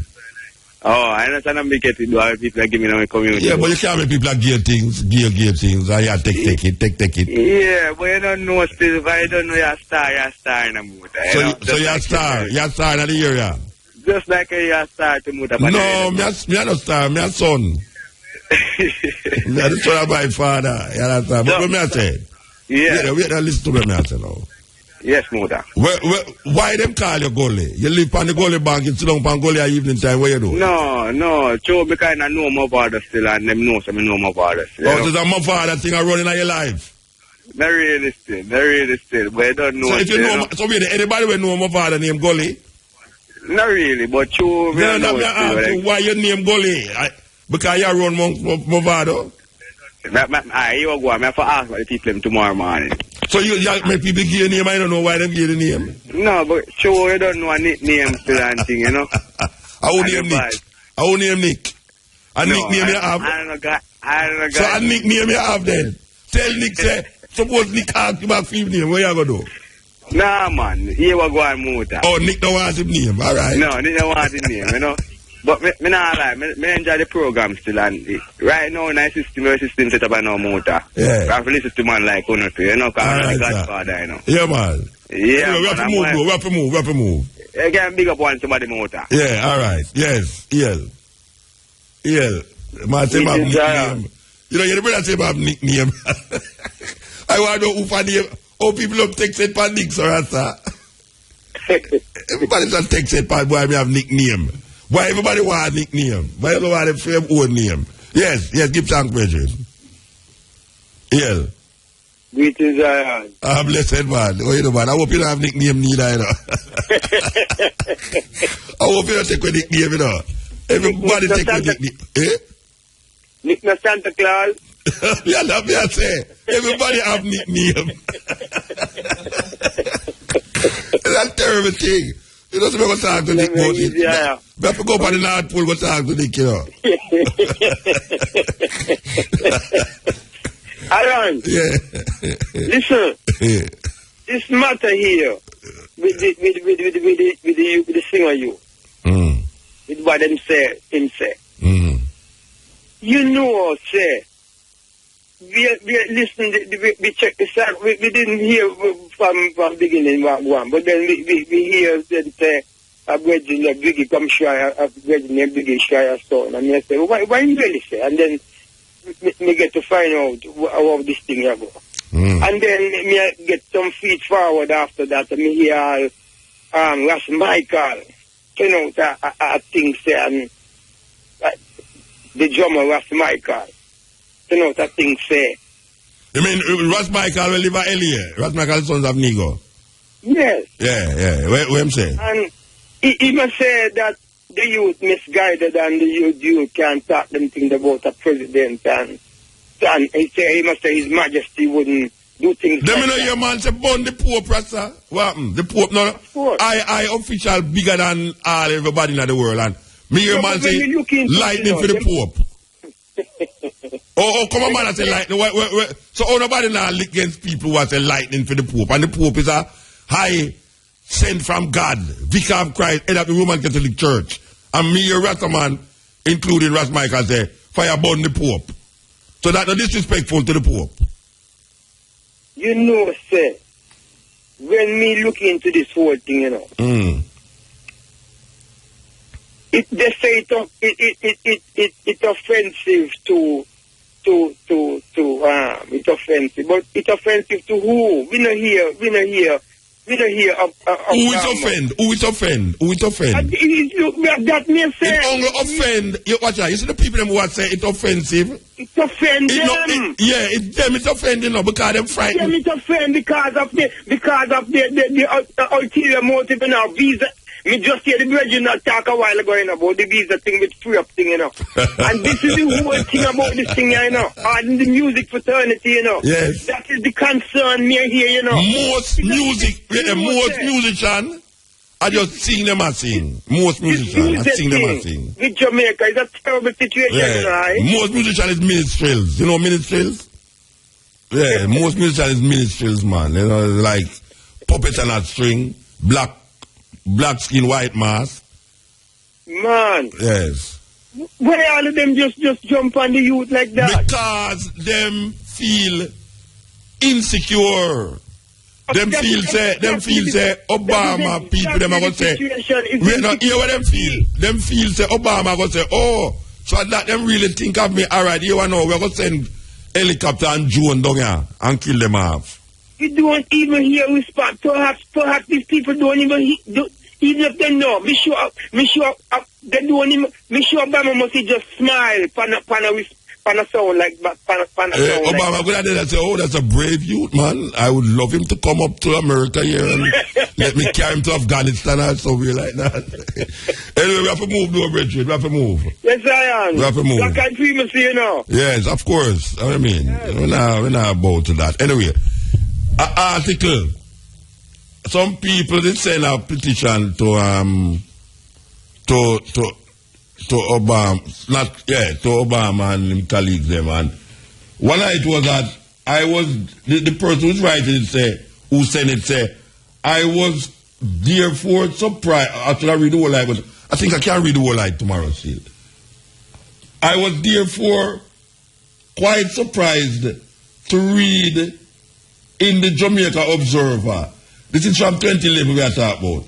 That the Obama administration had flatly rejected requests for a presidential pardon. This was when people talk about pardon and not exoneration. You understand?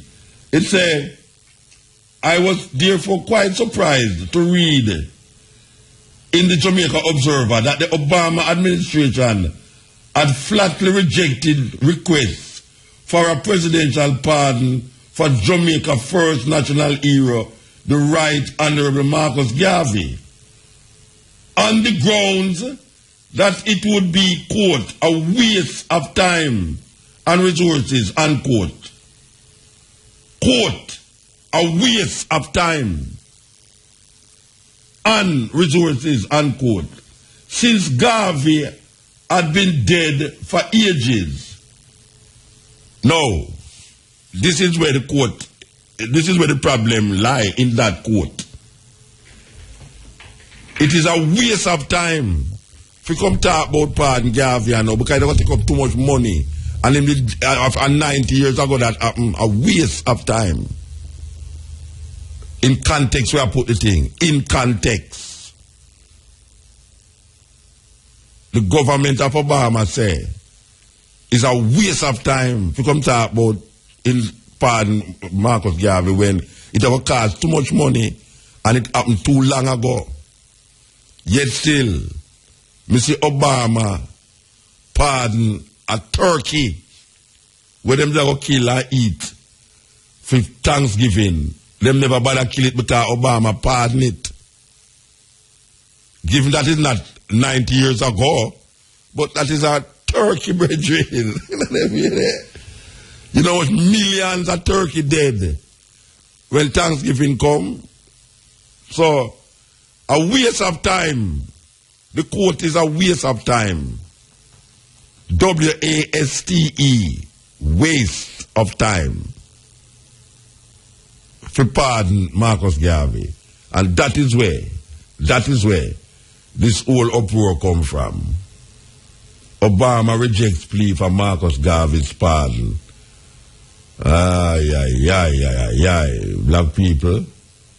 Black people, we in a serious mess. And you know the problem with it? That we are laid down in the mess and love it. And feel it's a pastropedic bed. Can you imagine a man have you laid down in a filth? When I talk about individual man, I don't know when we say man. But a system have you laid down in your filth. And feel filth. And other people filth. And you start to feel nice tonight.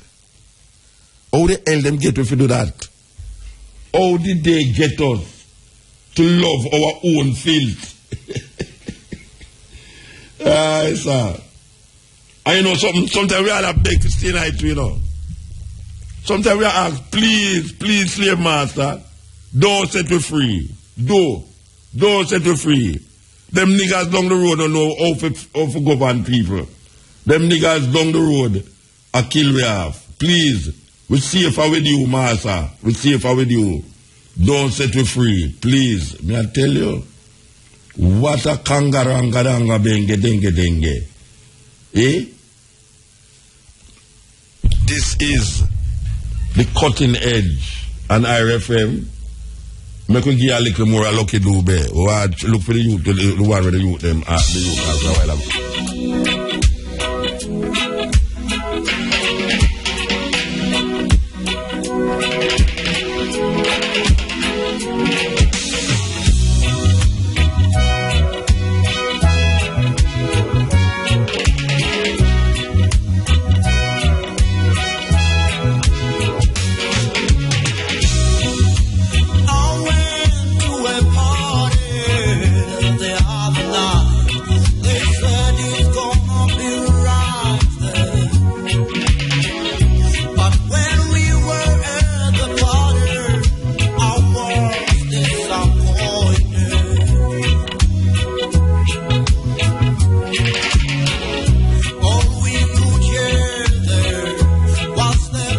so a brethren call, we ask if we play this tune, what we do for the artists we're singing now, Lucky Dube.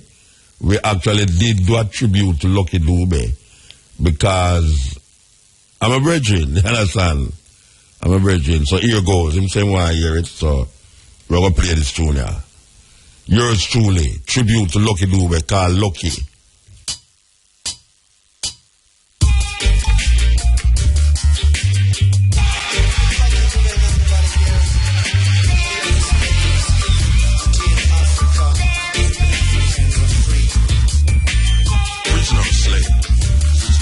Nobody can stop reggae. Reggae is strong.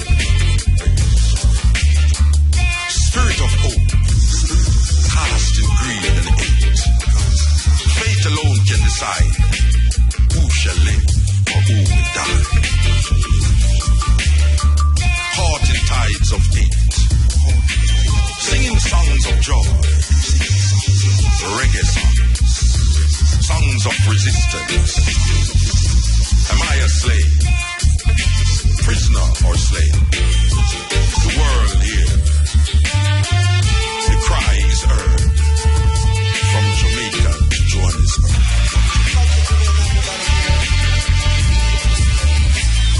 I remember, I'm a prisoner.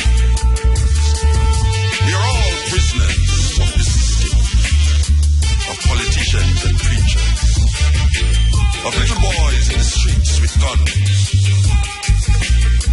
So who can say they're lucky to go beyond what is their fate? Who can go beyond and sing, shout aloud in songs and poems about freedom of a people wanting, hoping to be free? Lucky are we to have had lucky.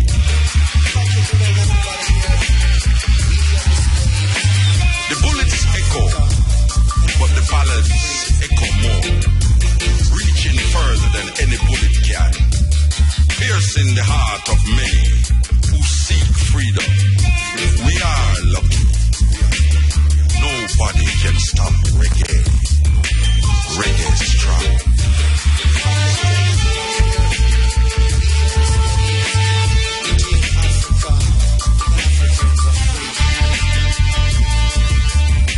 Spirit of hope. So we are lucky. Bullets will not stop reggae.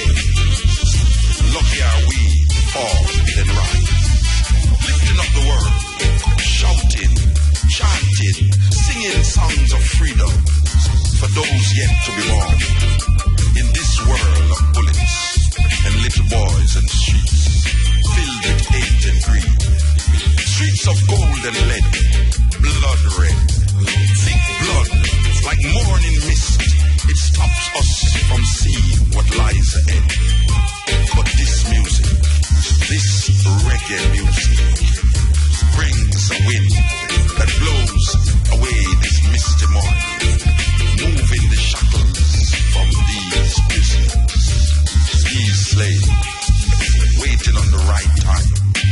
When these little boys with bullets of hate will listen to the sound of hope and become lucky, and no more will they be prisoners or slaves. So the chant is out. Lucky are we. Nobody can stop reggae. Reggae is strong.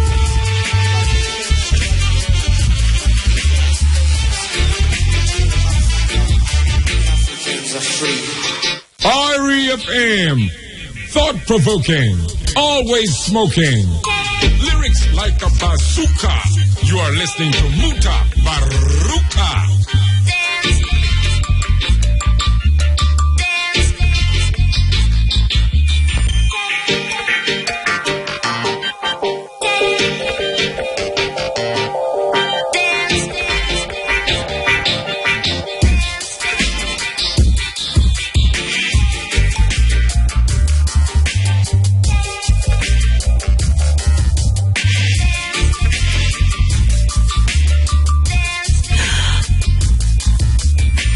Takes me to the edge.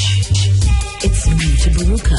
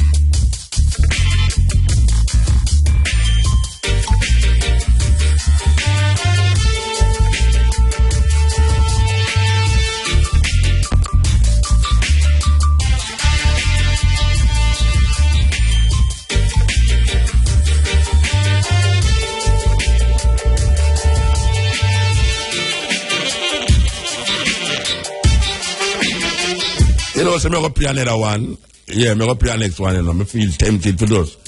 What time it is, you know? The program so done. We have about 20 minutes left in the program. We're going to play the next one from the same album. Sly and Robbie, Mutabaruka. Here goes.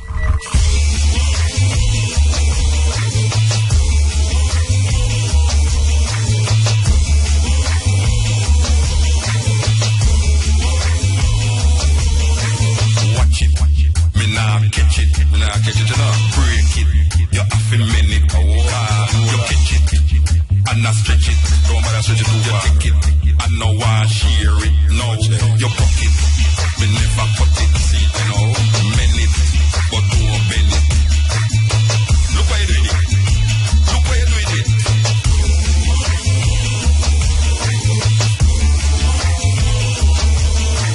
Watch it, you think I'm never stop it. FM, thought-provoking, always smoking. You are listening to Mutabaruka. You are listening to Mutabaruka.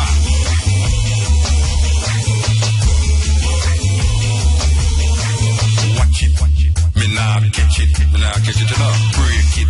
You have to mend it, you catch it, and not stretch it. Don't bother stretch it, you take it, and no one share it. No, you broke it. Me never cut it, see, you know, mend it, but don't bend it.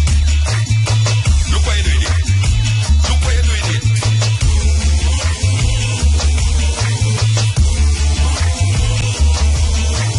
Watch it, you think I'm never stop it.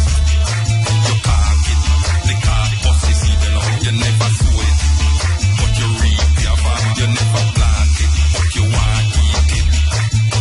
Look what you doing it. Look what you doing it. Bring it, make we sun it. Bring it, make we burn it. The fire will purge it. The fire will cleanse it. Watch your man.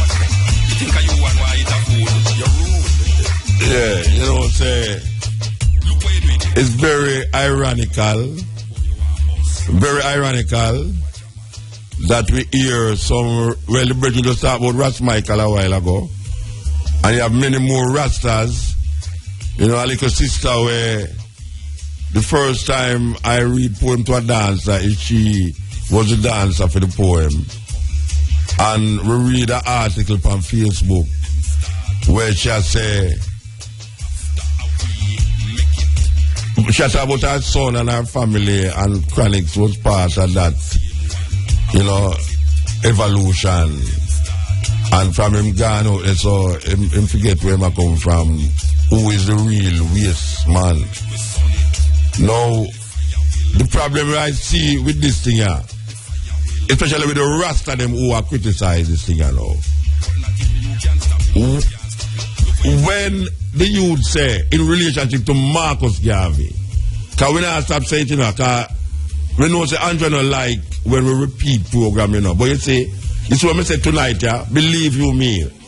A whole heap of what I say tonight, I got to say tomorrow, you know. But hear me I say now. If a Rasta in a Jamaica say, I may say it non-apologetically, if a Rasta in a Jamaica say, Chronics is disrespectful of Obama, how him feel for when him say, for burn the Pope, when the Pope, and as a matter of fact, the Pope is a higher man and more respected in the world than Obama. How is it that these same Rasta are disrespect the Pope by saying, fire for the Pope, burn the Pope? And that I want to ask a question, give her your answer. The same people them will say, disrespect to Obama. How come them are disrespect the Pope? For so much years them are disrespect the Pope. And that me want to ask. So, give me an answer. I mean, I talk about the bald people them out there. I talk about the rest of them who say Chronics are disrespect Obama. If Chronics are disrespect Obama, are disrespect the Pope. That me I say. So, figure that out. Figure that out.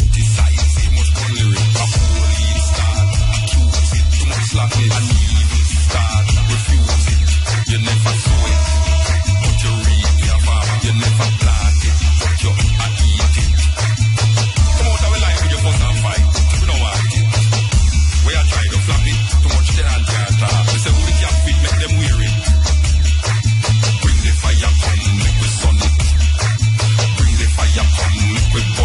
Why is Obama is have more respect than the Pope? Don't tell me about no history of no Pope and Bible this. And Bible that and Bible that. The Pope is a human being where is the head of one of the biggest denomination church, about 1 billion people. About 1 billion people is ruled and governed by the Pope. The population of America is 300 odd million. That means that the Pope govern. If you put 300 million into 1 billion, you see that the Pope is a much larger leader than Obama. Yet still, the same Rasta who criticize the youth because him said something defending Marcus Garvey and what the popes and what was said by the administration about the waste time and waste energy if you could talk about exonerate Marcus Garvey. How come you not disrespect the Pope? Tell me that. What has the Pope done? I don't know if the Pope sending bombs and guns to blow up people. I don't know of the Pope sending bombs and drones and armies into nation to kill our people. So, want to tell me that? Tell me that. Answer me. Yes, answer me before no put stone over there, so watch where the stone don't slingshot pan on and bounce back. You understand? Because a long time we they have born the Pope.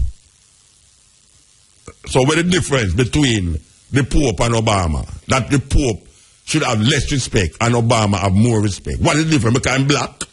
You did have Pope, you did have black Pope in our history. You did have a woman Pope in our history. Where this guy is herself for years and nobody never knows that she was a woman. So, it's a simple thing. Simple thing, you know. Simple thing. You better watch on that do. You know, see it? Watch on that do, you know. Because no guy, and we also sound like the Prime Minister as well now, no guy, we have the spirit of Marcus Garvey in a way. We have the spirit of Paul Bogle in a way. And we're not going to make no guy come pacify we. Yes. Hey, I want to help you. All right. All right, sir. We can't find an next we didn't talk and run up about them. Now find an next tune. You know, some don't like play only for Mutabaruka, but we don't want to dead here for the radio.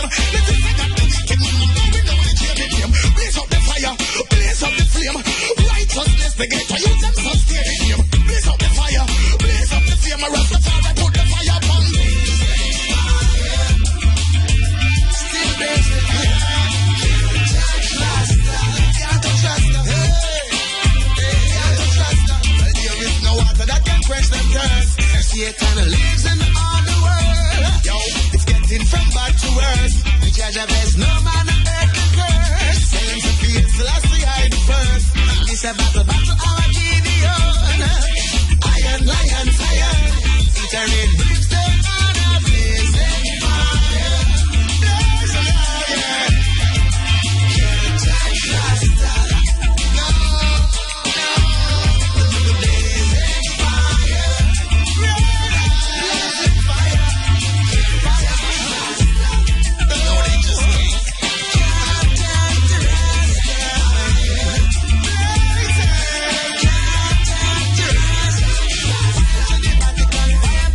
Fire to the Babylon, the money they watching out. Blazing fire, blazing fire. Fire politician, fire to the Babylon, the money they watching out. Flame flashing and they get me come to jump the dragon. The come to step up the chest if you need them permission.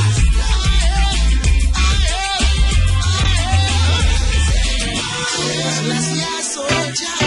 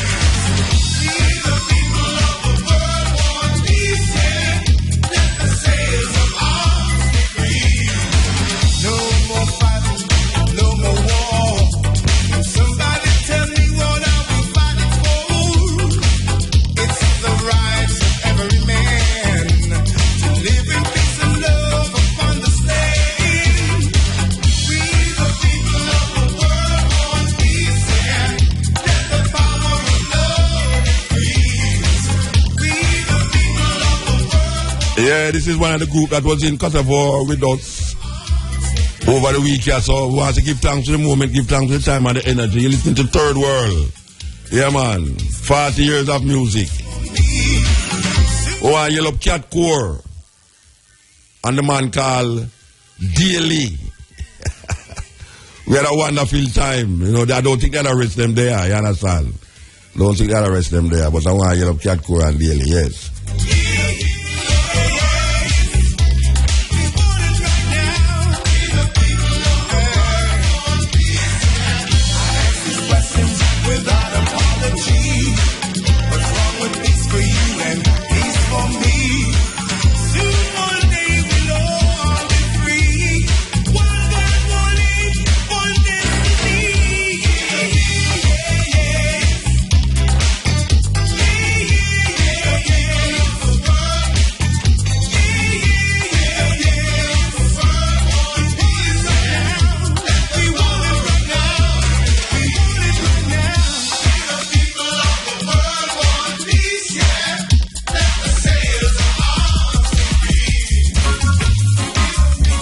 Yeah, this is the next group that was there with us in West Africa. But I tell you, say, the youth, them tight. Mark and Rich is tight. On stage, man. Yeah, man.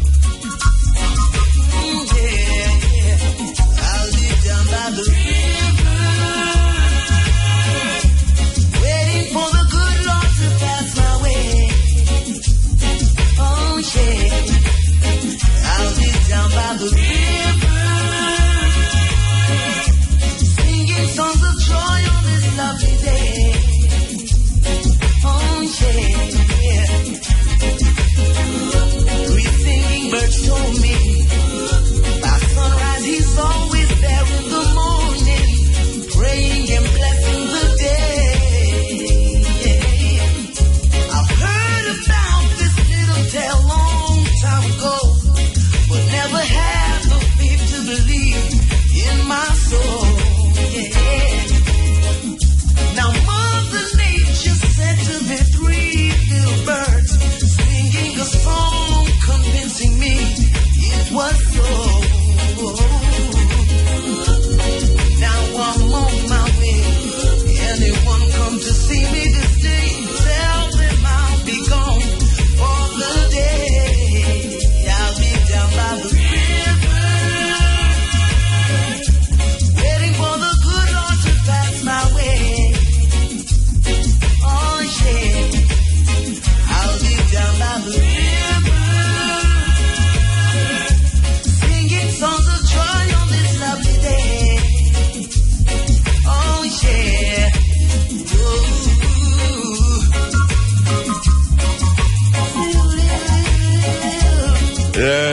The man Matrix is in the house. Believe you me.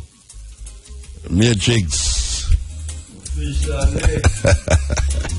have a lot about Matrix tonight, you know. Believe you me. We'll have a lot about Matrix tonight. But totally. May I tell you what time it is now? 2 o'clock, 3, 4, 5, 6, 7 o'clock. You know which part me I come from. 7 o'clock in the bar. Say what Lord say. I sleep and I do the program right now. I sleep right now. You know, don't say I sleep and I do the program, you know. So, anything I did tonight, anything was said tonight is not the responsibility of Mutabaruka. Anything you said tonight was jet lag. No, not representative. I'm making a disclaimer here. Believe you me, I'm making a disclaimer here. Anyway, disclaimer. We don't disclaim not what we say. Not at all what we say, we don't disclaim it. Anyway, I got regard to little boy, you know. We're going to go with this Virginia. As we said, this Virginia, rough on stage, man. May I tell you, when I see my walk on the stage, it seem like an Israel vibration. You know, it's like, see him, you know, what them call it, physically challenged. Yes. I look like him can't see good need that, you know. But me I tell him, when the man take the stage, man, his presence on the stage was rough, man. Him name Ishmael Isaac. I got him name. Ishmael Isaac. So, we're going with Ishmael Isaac.